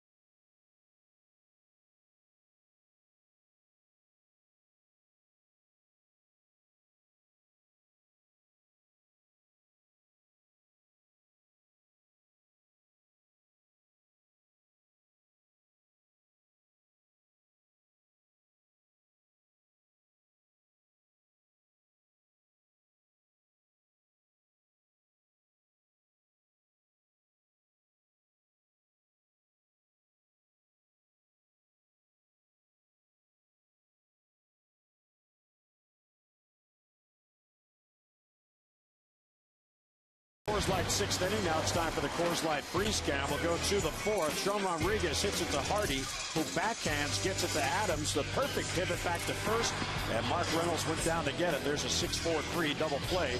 Coors Light freeze cam brought to you by Frost Brew Coors Light. Yeah, frozen one hop ground ball to Hardy. That's how you turn to. Mark Reynolds was a big topic with Buck Showalter before the game with his pregame session with the media, and Brittany Giroli of Orioles.com asked Buck if he's surprised at how well he's played. He said, well, no, I'm not surprised because he works at it and he's pretty good. And I asked him if maybe Reynolds is now the guy they're looking forward to for next year to be the everyday first baseman, and he said, not yet. You have no idea what the offseason will bring. You have no idea what might be presented for players coming in the organization, but you know he's an option. Well, he is, and so is Chris Davis going to third. He was a first baseman with the Rangers, but he can play third base. He can play other positions. And Buck did announce today that Chris Davis will go on a rehab with Bowie. Ooh, look out. As Rodriguez goes down. Davis will play Sunday and Monday, which are the last two games of the Bay Sox regular season. Yeah, he's been hit 14 times. Got hit last night, but not like this. This almost gets him in the head. And once again, Alfredo not into his windup, which is why Patton's thrown against him. If you're back in this game, you just can't let it get out of hand. It's been one of those games where, again, he's just not been able to command the ball. 2-2 is hit to center field. Jones back. That ball's crushed, and it's over his head and up against the wall. Adam plays the carom perfectly and fires back in. There's a leadoff double by Sean Rodriguez. Well, Swisher hit the curveball for a 2-run shot. Watch this curveball. And again, when you open up, they see it. So this is a fastball hitter who's very, very strong. And he just torches it over Adam Jones's head. And he makes a nice play because Sean Rodriguez is thinking triple. Here's Buck Showalter. That's it for Simone. He will leave after 5 innings plus 1 batter. Troy Patton's going to come on. It's a 6-3 game. Patton in the 6th.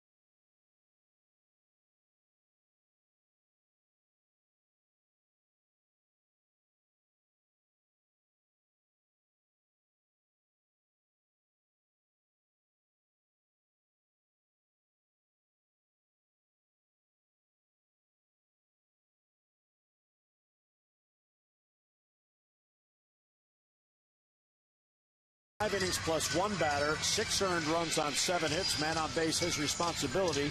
He walked 4, all 4 scored.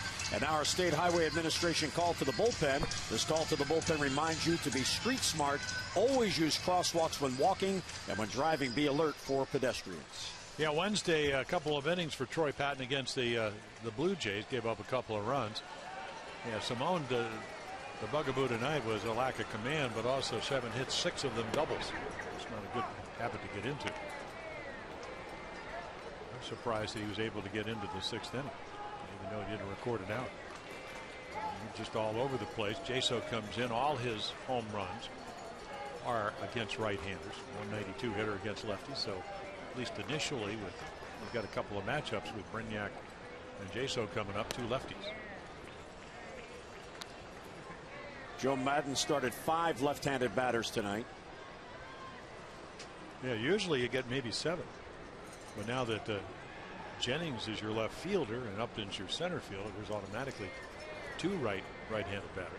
And Zobrist was given tonight off. He's a switcher. Yeah, the stiff neck. They pinch hit for him with Fold in the 9th inning. And Sam came through with a single. Almost scored the tying run. Well, it's the big leagues. If you're going to be a left-handed pitcher, and that's what Troy Patton is, you got to get left-handers out. So far this year, he has not been able to do that. They're 11 for 28, which is up there close to 400. There's a pop up to third. Andino backs up. And 1 down as Jaso was sawed off. Well, the Mid-Atlantic Sports Report will return on Tuesday at 5:30. You can join Amber Theo-Harris, Dave Johnson, Mel Antonin, and Phil Wood. We'll discuss all the topics from around the world of baseball, interviews, live look-ins, and more. The Mid-Atlantic Sports Report back on the air Tuesday, 5:30 on MASN. So is Tom Davis still doing the pregame and the postgame? Yeah, that's good. See, normally he'd be down at the Ocean because it's a holiday. But he probably has the copper tone on and in the studio. That's the thing. I would say sunblock. Those lights are bright in there. Do you need sunblock? In that studio, you do. Yeah. Yeah. So it's the versatile MASN bench. Tom doing O's extra. Amber fills in with the guys on the other show. You and I here. Basking in the sun of St. Petersburg. Did you bask? I did not bask. Did not. It's one of the nicest hotels the team stays in all of baseball, and didn't even sniff outside. Really?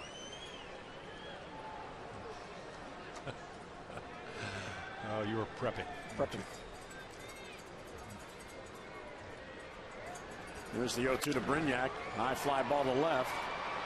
Reimold will get to it. And he's got it for the out. 2 down, and Rodriguez still at second base. So 2/3 of the way towards getting out of a jam for Patton. Yeah, breaking ball, and then Jaso, he jammed. I like that.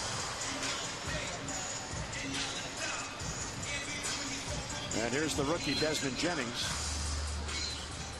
He reached on a fielder's choice in the 5th and stole a base and scored on the Upton double. Now, George Hendricks, their first base coach, terrific player. I pitched against him for years.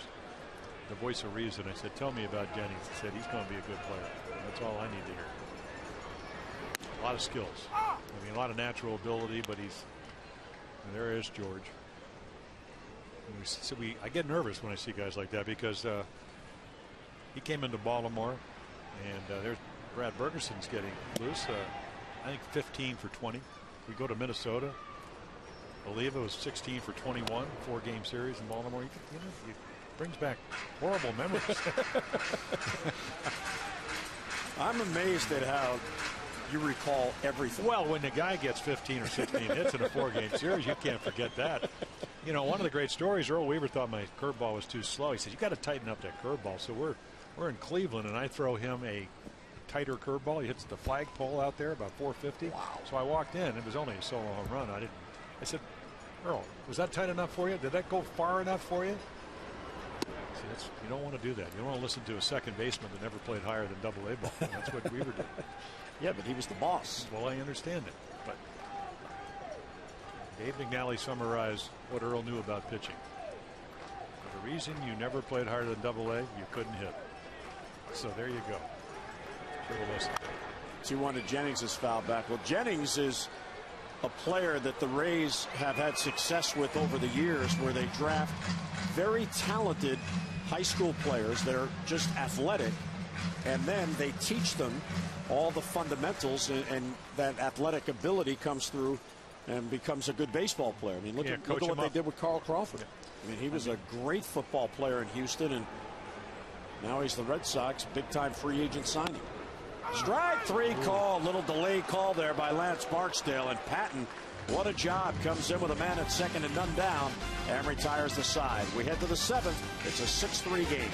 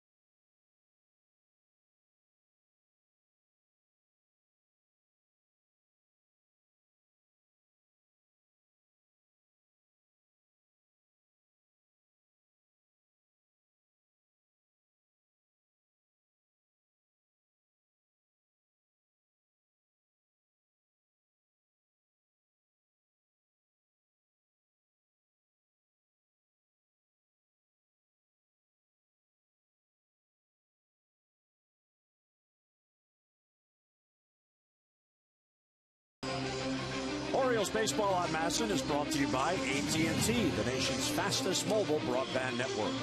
And by Nissan's Bottom Line Sales Event. Tremendous selections, great offers, bottom line savings.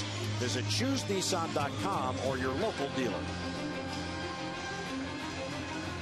What a beautiful view of the bay as the sun sets. Is that a Photoshop picture? No, that's real. That's the real thing? That's the real sun. There's Nolan Reimold. We have cameras everywhere. Well, no, that. There's one that checks on me to see if I have coffee. Right, you've been a good boy most of this trip. I promised. Here's the 0-1. What do you mean most of the trip? Just got that. Maybe a little second behind you, but I figure it out eventually. Reimold, Adams, and Hardy in the 7th as Davis stays on. Yeah, J.P. Howell, I believe, is getting loose in their bullpen, the left-hander. So, and pitch count at 102. Tampa Bay has an 8-man bullpen. They also have a 7-man bench, so they've added with the September call-ups. Yeah, the Orioles have a 9-man bullpen. That's the way I count it. Well, I mean, to me, this was one of the better things that I've seen, leaving him in there to try to get out of his own problems when we talk about Wade Davis. And because of because it forces a young guy at 25 with tremendous ability to actually pitch and try to figure it out instead of just, crutching your way off the mound. And Mark Wiley, again, now longtime pitching coach, now with the Marlins as one of their scouts. Reimold towards the middle, diving stop by Brignac from his knees, doesn't get him. Nice effort by Brignac, but Reimold has a leadoff single. Yeah, he actually jams him, and he hits the ball so hard. And again, I mean, Brignac right here, tremendous effort, but Nolan just runs too well. If you don't catch it cleanly, you're not going to throw him out. Wayne Kirby chatting with Nolan Reimold, and here's Ryan Adams. Ryan walked in the 3rd, lined out hard on a knuckleball to the center fielder Upton in the 5th. What did they play him to pull? I mean, in the infield, Rodriguez is right behind the umpire, up the middle. And a huge hole between 1st and 2nd. Normally, look at that little avenue. Usually you get to one, and now he's going to move to the other side. Otherwise, you can't see the ball getting into the hitting zone. 1-0 on Adams. Birds down by 3. Breaking ball bends in there for a strike. Yeah, Mark Wiley again talking, and we learned this early on. When I played an A-ball, Cal Ripken Sr. gave you an opportunity to throw 100, 120 pitches, 30 pitches. You learn about your windup. You learn how to pitch. Get a guy out 2-3 times, and that's A-ball when you're 18. So if you're 25 and you're a big guy, strong, sports medicine the way it is, why baby? How do you ever pitch when you're tired if you never pitch when you're tired? That's my point. Well, all those scouts that talked with you at dinner tonight, you made a comment about, well, we can't get to the scouts table, we're not good enough, and so they all came over to you. Of course, Bruce Keeson, one of the Orioles' top scouts, here to scout the Major League club. As Adams hits a high fly ball to right. Easy play for Matt Joyce. Reimold will play it halfway, and 1 down in the 7th inning. Time now for our Best Buy game flow. And the flow of this game has been about 2 big innings for Tampa Bay. A 2-run double by B.J. Upton in the 1st, and then a 3-run double by B.J. Upton in the 5th. So he has a 5 RBI night, and the Rays have a 6-3 lead. Yeah, and I think what Joe Maddon's probably going to do as a pitch count mounts, is going to give him a chance to get Hardy out, because if you can get your breaking ball over, you got a better chance of doing that. And then he's got Howell for Markakis. And I'm fine with that.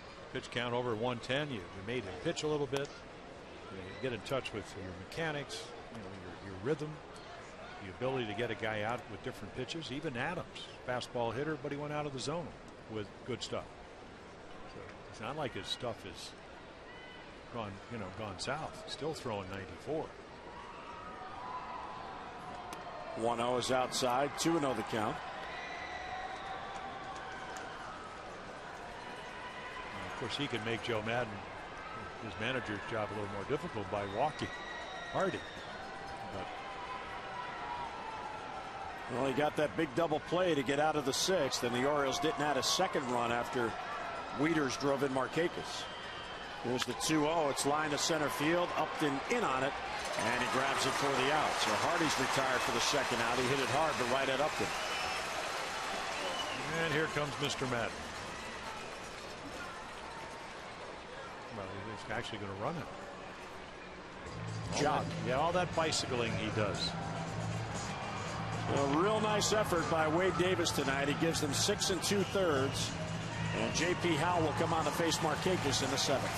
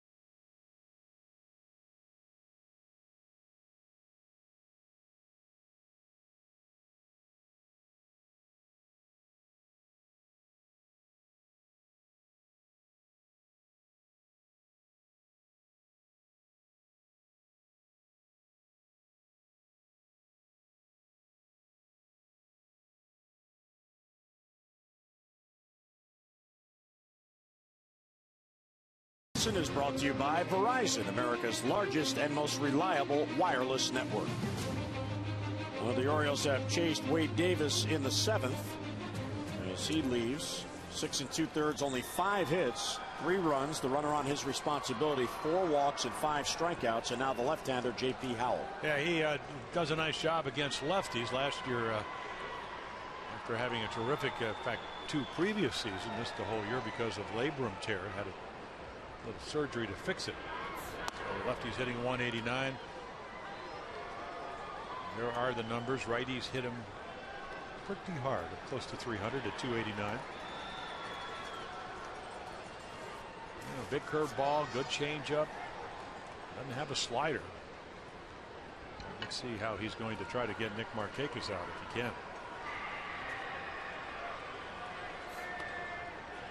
There's nobody getting loose behind Howell, so if Markakis can reach, Howell will have to face the right-handed bat of Adam Jones.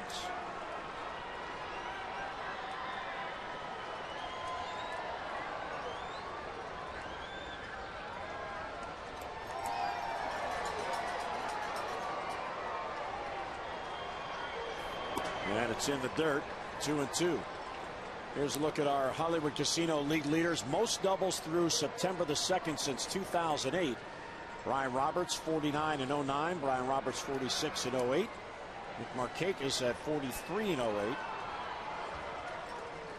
While there was a doubles machine. Oh, had 3 guys look like they might get to 50. And there's the hook. Hollywood Casinos at Charlestown Races. Action-packed table games and red-hot slots await at Hollywood Casino at Charlestown Races. 2-2 on Markakis. And the reason Nick Markakis, led all left-handed hitters against left-handed pitching last year, 361, is because he used the whole field. And once you see the curveball, he may you don't make a good pitch, he'll take it into left field. Misses outside, ball 3. Nick has homered. He has walked twice. He has 2 RBIs and 2 runs scored. Yeah, Hal is one of those guys, Jim, as you know, that came up and they tried to start him. And when they started him, he was 1-6 with an ERA of almost 8 runs a game. And the next year in the bullpen was magnificent. Found his niche. Reimold will go 3-2 with 2 men down. And it's bounced towards second base. Rodriguez plays the hop. He'll get Markakis, and the inning ends. So a base hit and man left. 7th inning stretch brought to you by Jack Daniel's Tennessee Honey. Fly straight. Drink responsibly.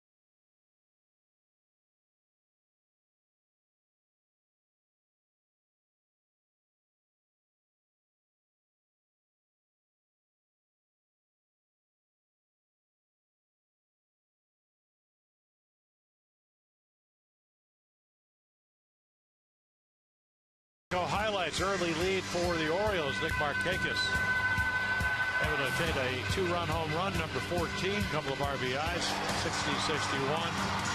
Tampa Bay comes right back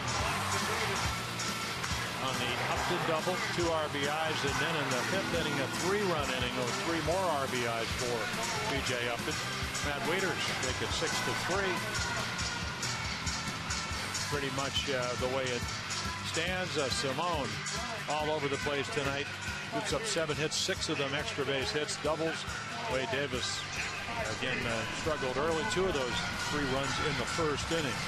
So again, and they let him stay out there to get in almost into the 7th inning.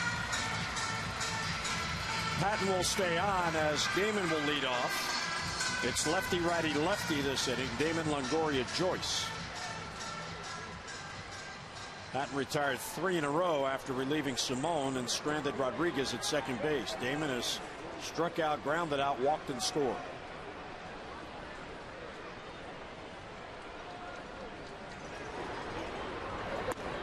And curveball for a strike. We have not yet seen Pedro Strop. I saw him. Well, I just haven't seen him. Right. Very fit looking young man. If we do see him, he will be wearing number 64. He was out running with Brad Bergeson, who's back up in the Oriole bullpen, getting loose. Damon slaps the 1-1 foul down the left side and into the Orioles bullpen.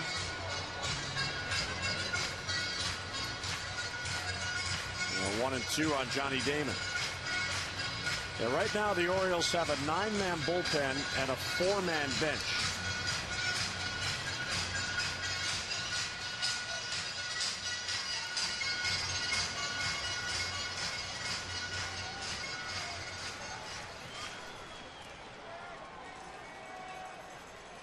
And they actually still have a 6-man rotation as well. Tommy Hunter is back with the team, and he did have a side session today, so the illness that he battled through the other day at home that caused him to be hospitalized, apparently it's all gone. Buck Showalter said he's good to go in his next start. And Brian Mattis has been given a start. He will work Monday in New York. Pop foul near the Rays dugout. Wieters over, but it's back out of play. And Jojo Reyes is still away from the team. There's Tommy on the bench, talking to Jake Fox. Jojo Reyes and his wife welcomed the child. Everybody's doing well. He was out in California with his wife. Congratulations. So the 6-man rotation technically 5 at the moment until JoJo gets back. Yeah, Mattis did his side session yesterday, kind of watching from afar. Another 1-2 pitch to Damon. So Mattis will start the first game in New York on Monday after Guthrie goes tomorrow, and then Tommy Hunter set for Tuesday. 2-2 on Damon, leading off in the Tampa Bay 7th. And another foul ball. Yeah, I was asked Johnny over the years, of course, as you mentioned, came in with what, 2,704 hits and all those doubles. 63rd on, in fact, he's about to pass somebody else for 62nd. And then what, 513 doubles, which is 45th. How do you hit lefty? He said, well, you try to keep that left shoulder, that right shoulder in, kind of duck it a little bit. He swept foul and he broke his bat.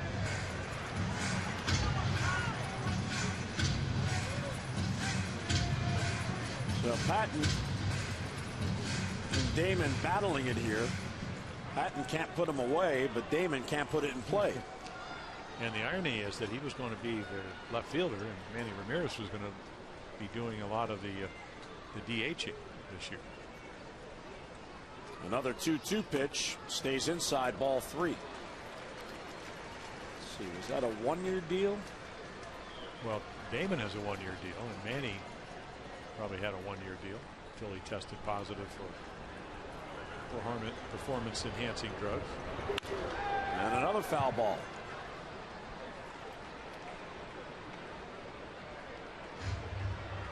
So 10 pitches already in this at bat.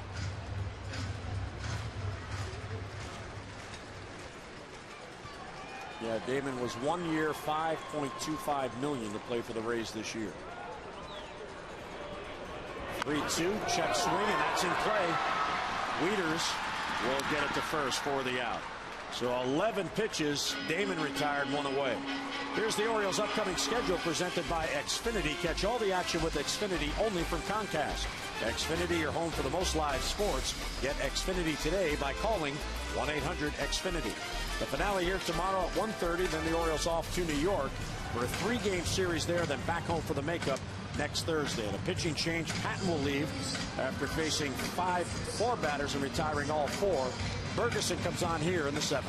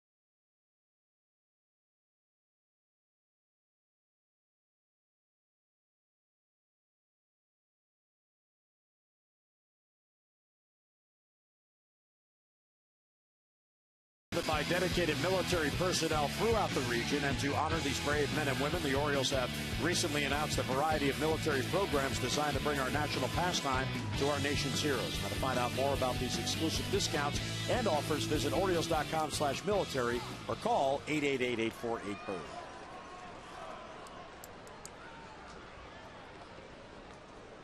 Brad Bergeson on to face Evan Longoria. High pop-up foul down the right side, out of play. Yeah, Bergie Wednesday at Toronto, his last appearance, did not pitch well. A couple of runs, 4 hits, but actually had been on a roll. They're really throwing the ball well. Actually make it 4 earned runs in a couple of innings.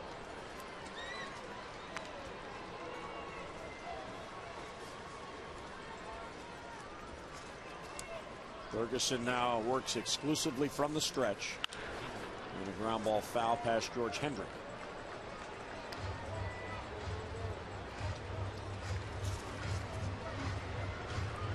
The Orioles have 7 right-handers in the pen and the 2 lefties, Zach Phillips and Troy Patton.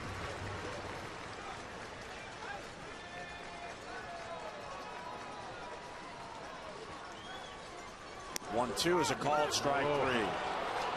Longoria frozen at the plate, and Ferguson gets it by him. I think it's a backup slider, Jim. You know, so if you're a hitter, you think it's going to spin. You can see where the target is, and he gets under it, and apparently it just catches that inside corner. Our Convergence pitch track, Convergence Technology, and Syntrex are the winning team to desktop virtualization. Call the experts at 301-860-1960 or www.convergedintech.us. What was that again? High fly ball, right field and deep off the bat of Joyce. Adam Jones is out there, and he runs it down for the out. So Ferguson comes on and retires 2. We'll head to the 8th. The Orioles trail by 3.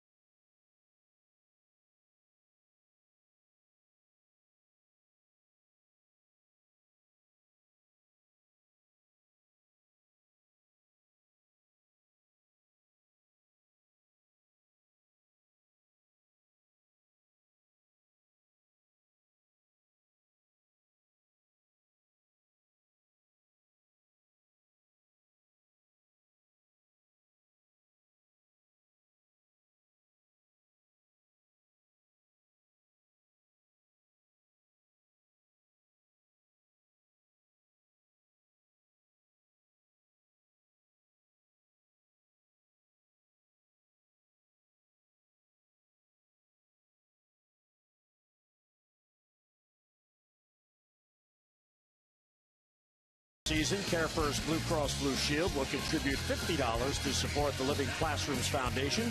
To date, the Orioles have drawn 372 walks for a total of $18,600. CareFirst Blue Cross Blue Shield encourages each of us to take that first step towards a healthier and more active lifestyle. Well, we go to the 8th and a pitching change for Tampa Bay. Joel Peralta came in last night. You could see the numbers. And it's got all kinds of pitches, sinkers, splitters, curveballs. Again, they had to completely revamp their bullpen because of all the free agent guys that left to go elsewhere. 12 out of the first 89 draft picks this year because of that. And there was Strope warming up, I believe, down in the bullpen for the Orioles. Maybe we'll get the chance to see been a Pedro Strop We've side. seen him in a Texas uniform before. So we'll see now if Adam Jones goes on a tear. He had a solid base hit to left field his last at bat. That snapped an 0 for 19. Well, I told him there's good news and bad news. And there we go. Pedro. Power arm that came over in the Michael Gonzalez trade. So I told Adam, I said, here's the deal. The good news and the bad news. The bad news, if you don't get a hit between now and the end of the season, the good news is I bet $100 that would happen, and I'll split it with you. And he looked at me like I was crazy. And I am. So he gets back on track tonight. You're challenging. Of course I would. We always have our little dialogue. No, I want him to do well. And so does he. Sometimes you want to do it too much. I enjoy the dialogue that you guys have, because he'll walk up, you won't even know he's there, but then you know he's there because here's what you hear. Hey, Palmer. I know. Palmer. Not, hey, Jib, hey, Mr. Palmer, hey, Mr. Hall of Famer. Whatever, but. So you get right back at him. What do you want, Jones? 1-2. And it's low 2-2. Well, this wouldn't be the first guy that wants to, Paul Blair. Before Paul Blair got beamed in 1969, Paul had 25 home runs. He would end with 26, hitting about 315, on his way to 100 RBIs going into the month of September. And he wanted to do it so badly. As good a player he was, he really got out of his skin, so to speak. So again, my point to Adam was, hey, those numbers are going to happen if you just do what you've been doing. Bouncer to third. Longoria has it deep. The long throw across is not played by Kochman. He couldn't play the bounce. So that is now 3 errors on Evan Longoria in 2 games. This was the best defense. This is a Gold Glover, and right here, I was watching him throw before the game. This one bounces. Of course, Kochman comes up with it. A terrific fielding first baseman. It's not an error, but tough play. And he knows that. I mean, it gives the Orioles a chance to get back into the game. I mean, these are critical plays, especially when they got 6 outs. They have to maintain a 3-run lead. You're trying to somehow get the closer up, maybe have him force him into a 4-out save, Farnsworth or whatever. You're trying to make Joe Madden, who's a very good manager, manage. Here's Vladimir Guerrero, 0 for 3 on the night, trying to extend his hitting streak to 5 straight.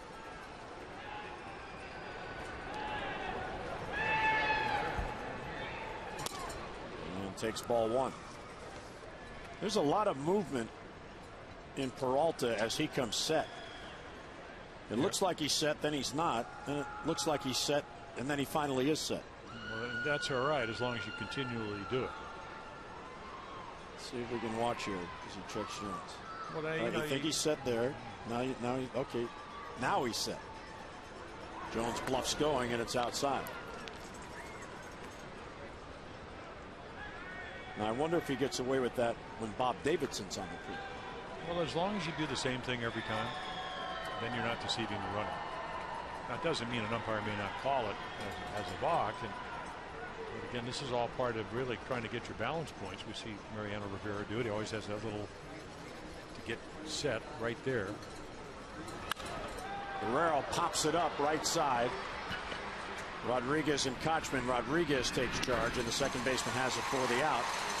And one away here in the Oriole 8th. Time for our AT&T Mobility Trivia Fact. Kevin Gregg has now recorded 20 saves in 4 consecutive seasons. But the rest of the story, he's the first player in Major League history to record those 20 saves with 4 different teams in 4 years. And the 4 teams in order: Florida, then the Cubs, then Toronto, and now the Orioles. And his managers are in sanitarium somewhere because they've been driven crazy. Well, no, and he's gotten the job done. 37 saves last year. Mark Wiley, again, I'm going to drop his name for about the 4th time, but Mark was saying he sat with Lou Piniella. And Lou had him talking about Kevin Gregg in Chicago. Mark Wiley had him in Florida. And they were just telling war stories. Just doesn't like to give in, doesn't like to command his stuff. Lou Piniella would say, but at the end of the day, people keep signing him because you need somebody that can pitch at the back end of the bullpen.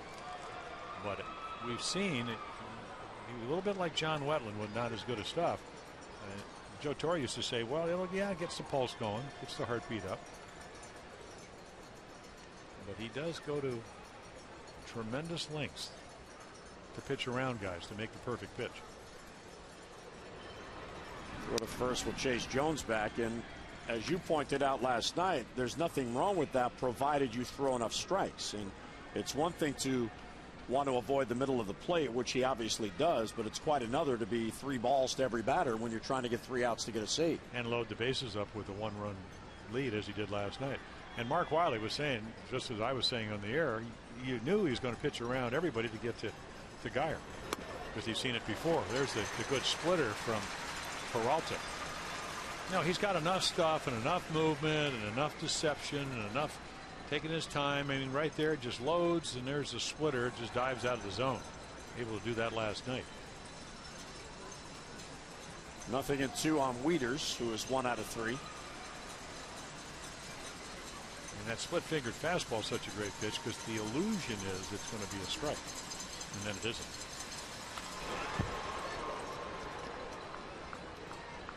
Wieters stays alive as he fouls it off.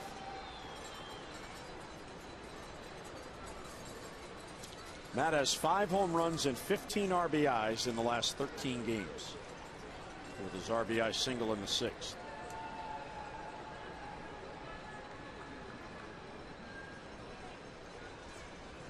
Jones reached on the error. Now on at first with 1 down.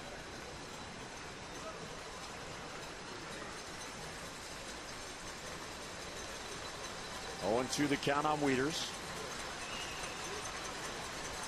Jones runs, and it's fouled off. Wieters has to protect with 2 strikes, so Jones will get back to first.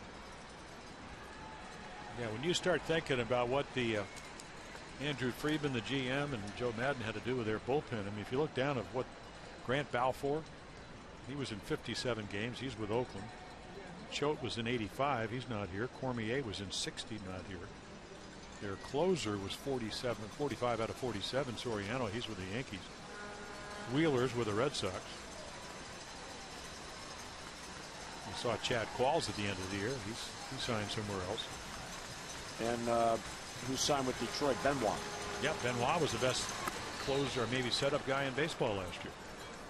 He was only in 63 games and had a 1.34 ERA. Yet, because of their starting pitching, and because, again, they've made some pretty good assessments, they went out and got Farnsworth, because he's never been a closer, at least full-time, and done a nice job for him. 1-2 on Wieters, as Peralta, very concerned with Jones, has really slowed his pace down. Well, you have a 3-run lead. Pretty much exactly. I guess he doesn't know that he hasn't stolen a base since July 31st.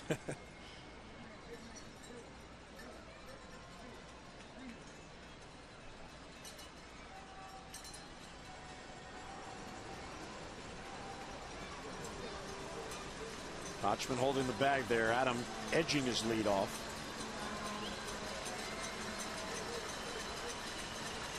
One and 2 on Wieters. And it's outside, 2-2. So from 0-2 to an even count on Matt Wieters.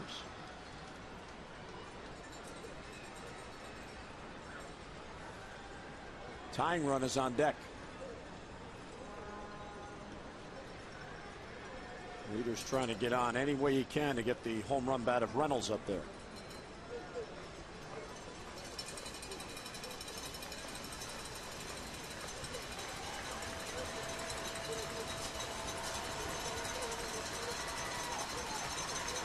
The 2-2 is in the dirt, ball 3.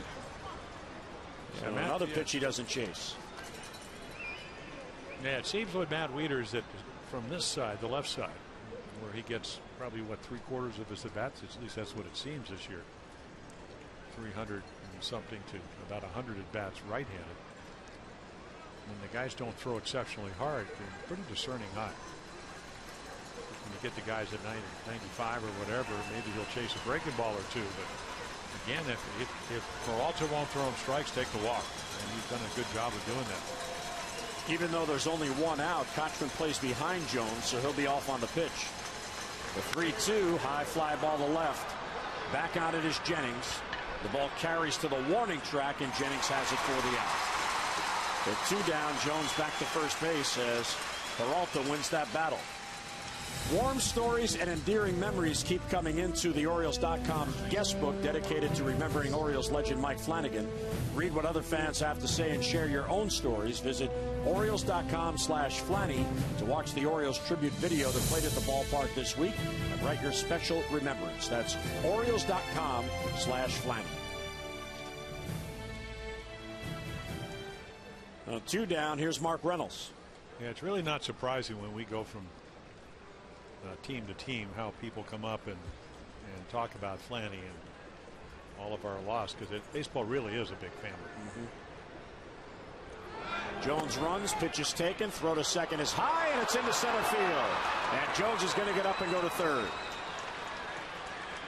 So he has the stolen base, and he reaches third on the error on Jaso. Well, it really makes a lot of sense. You have a guy that's not going to really worry about you. He's got 2 outs. You have a catcher doesn't throw that well, and you'll see why he airmails it into center field. You can see Brignac trying to track it down. And the other thing is that you don't do it with 1 out because you want that hole. You want the hole for Matt Wieters. And when he makes the out, all of a sudden Buck Showalter says, I need a guy in scoring position. Because if we don't get what we want here, 2 or 3 runs, then maybe we at least could get 1. And then he gets the bonus as he throws it into center field. And now, you know, the splitter in the dirt, you name it, maybe could be a wild pitch, even though Jaso's done a great job behind the plate today. This ball's hooked down the left field line and foul. Time here for you to text in your vote for the AT&T Player of the Game, and here are the candidates. Markakis with a 2-run home run upped in a 5 RBI night, or Matt Joyce. Matt Joyce has an RBI double and 2-run score. Text in your vote now and have your voice heard. A, B, or C to 51862.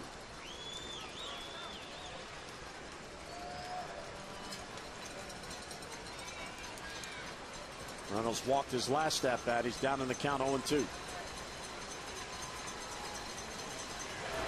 And there's the bouncer. Yep.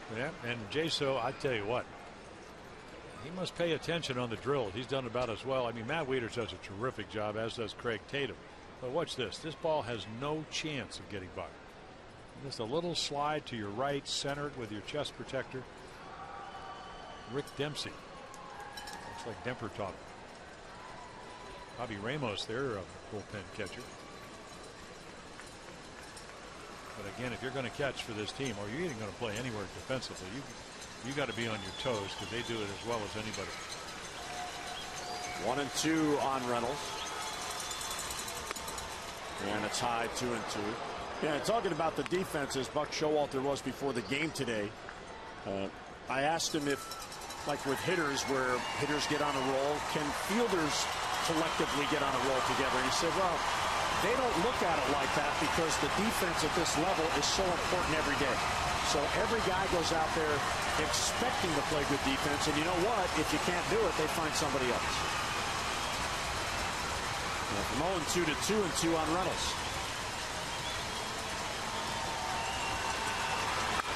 And a tapper foul. And another splitter.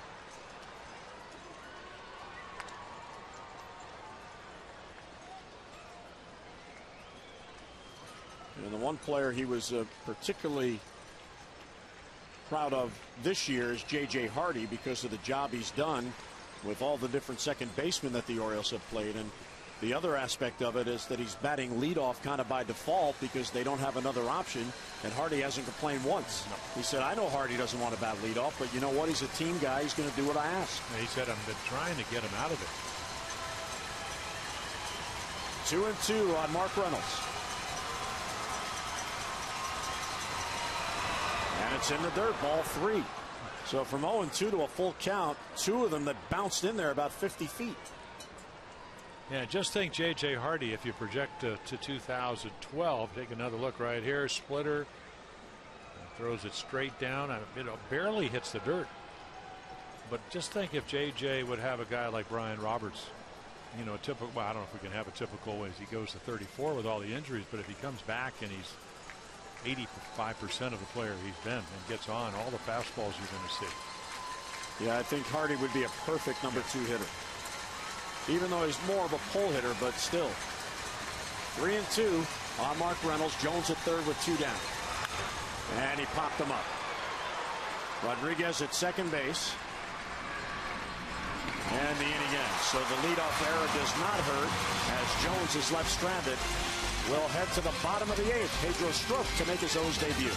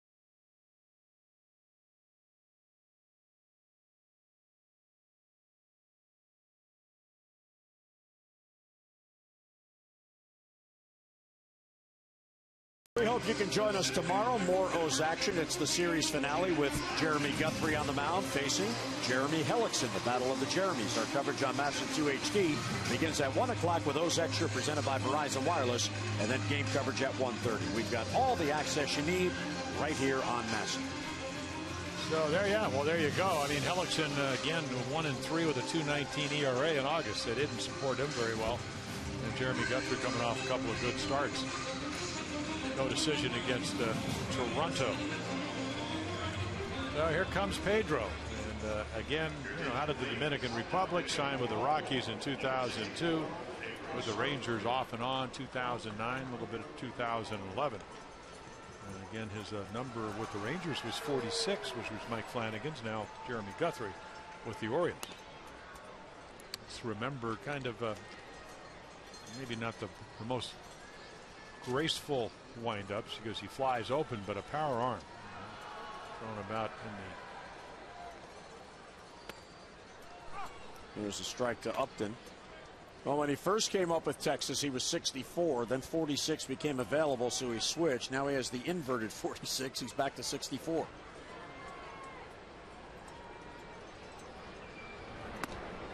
Yeah, there's an easy 96.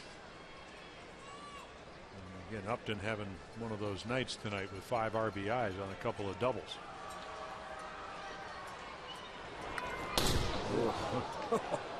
Fouls it straight back. Wow. I think he was on that. For Tampa Bay, you got Brandon Gomes and Kyle Farnsworth, the closer. So Gomes if the Rays had a run, and Farnsworth for the save if they don't. 1-2. It's outside.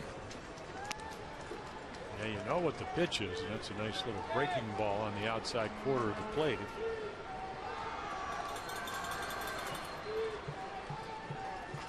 Pedro Strop, before converting to a pitcher, played in 325 minor league games as a position player as he gets Upton with a nasty breaking pitch. Yep. So it's just a matter, again, I think there's a lot of guys in the Oriole bullpen that know what to do, just can't sometimes execute it. Perfect breaking ball, fastball hitter. He stands off the plate, really never gets close, so you have that little window down and away and able to get it right in that area. Terrific pitch. Not surprising with the arm he has. He was signed as a shortstop. Also played some third base and second base before converting to pitching. Kochman to center field. Adam Jones. And on one pitch, Kochman retired for the second out. This copyrighted telecast is presented by authority of the Orioles and may not be reproduced or retransmitted in any form. And the accounts and descriptions of this game may not be disseminated without the express written consent of the Orioles. Yeah, Mike Gonzalez leaves, goes to the Rangers. Takes his $6 million salary with him. Well, we're going to be a free agent anyway unless they resign him. He was pitching very well. But again, you get a guy that, power arm. You're looking for a bullpen. You're just looking for arms. And guys that have power arm. Breaking ball bends in there for a strike to Sean Rodriguez. So the former shortstop now in the Orioles bullpen. Well, we saw a former infielder, Henderson Alvarez, come in and throw nothing but sinkers for Toronto. Whale of a game against the Orioles earlier this week. Ground ball machine. He spent most of this year at AAA for Texas. And his numbers were? Well, he was 0-1 in 11 games with the Rangers. AAA Round Rock, he was 4-4 with 11 saves. And he got him. Rodriguez down on strikes. Nasty breaking ball. What a 3-up, 3-down inning for Pedro Strop. We head to the ninth. Birds need 3.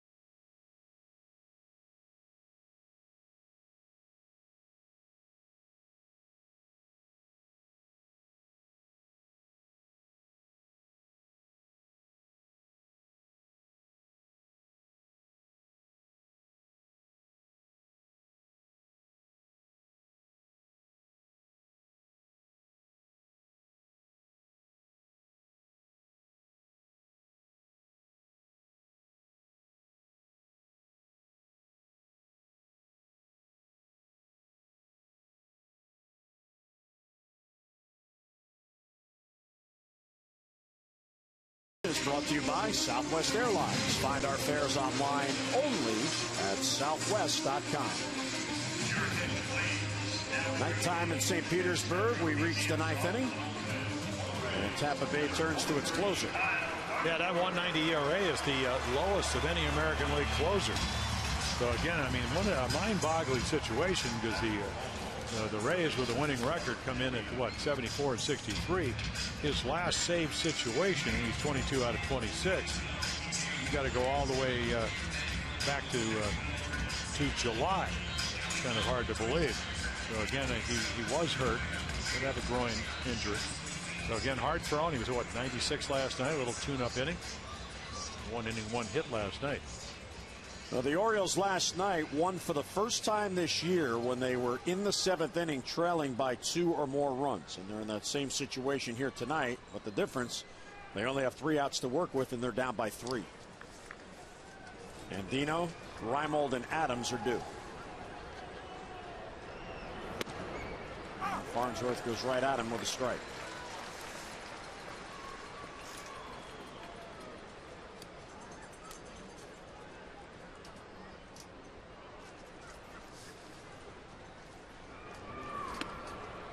Ball 1 outside. And you can see he's got stuff. Tattoos, 96, 97, big slider. Not a comfortable guy to face. And Dino got a good cut. Nice grab by the fan down there. Way to go. Protecting the family. And now the youngster's got a souvenir.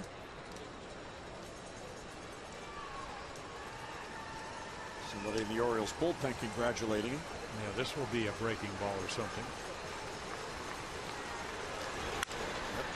Weekly at the short. Right there is Brignac, 1 down in the 9th inning. Here's an update on the voting for the AT&T Player of the Game, and Nick Markakis running away with it, 85%. You still have time to vote, A, B, or C to 51862. And Tom and Rick will have the results coming up on O's Extra Post Game. Yeah, Nick got him the lead, and BJ got the Rays the lead with his 5 RBIs. Nick's hitting the hometown vote there. Oh, no doubt about it. He's up against 2 Rays. Oh, well, yeah. That's what do you call it? Stacking the ballot? Reverse stacking the ballot. Reimold takes a strike. Because this is the, if any save is easy, this is the easiest of the saves with a 3-run lead, because the opposition needs to get 2 on just to get the tying run to the plate. Well, it is if you throw strikes. Right. Which is, I think, our point on Mr. Gregg. Because, I mean, in fairness to Kevin Gregg, Farnsworth has much, much better stuff. But he's always been maligned. I mean, everywhere he's gone. You know. They just about ran him out in New York when he was on the Yankees. Yep. And Reimold's down on strikes, 96. So 2 down. But again, you revamp your bullpen. You go to a guy you think that, again, a setup guy. Does he have the stuff to be a closer? No doubt about it. And right here, just good fastball hitter, throws it right by him. But again, good movement, good velocity. Didn't make the perfect pitch. Just here it is. Here's what I do best. See if you can hit it. Ryan Adams trying to keep it going. Takes ball 1. And then when he had to get his breaking ball over, threw the perfect low and away slider to Andino to get the ground ball. That's what you're supposed to do if you're a good pitcher. Right here, he's going to take a little stroll. Not happy to go 2-0. Still need another out. And I would imagine Ryan Adams will be taking here. Ryan is 0 for 2. He lined out hard in the 5th inning. He's also flied out and walked. And it's low ball 3. So now he should be taking the next 2 pitches.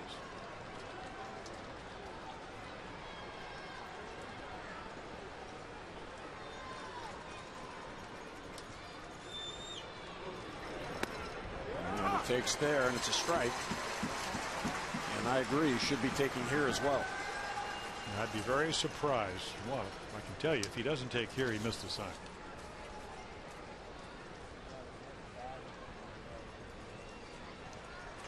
(3-1). Ooh, swinging right through it.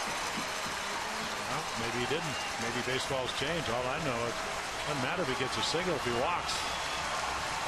And he's even looking for a fastball, and he couldn't get to it.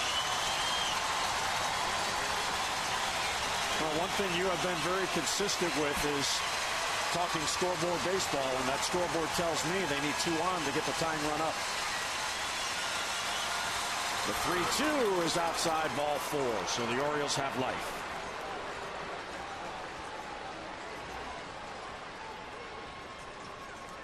So Ryan Adams with a real good at-bat there, patient at-bat. Yeah, and how many times have we seen on turf? A lot of times you just don't have to hit it hard. You play a little deeper, even though they still have another run to work with. So Jennings very shallow and left, up and there's your uncontested get to second, take away the force. And that will not be a stolen base, but the Orioles get the runner to scoring position. Yeah, and John Jaso just goes out to tell them what signs we're going to use with a runner at second. So he will not relay them.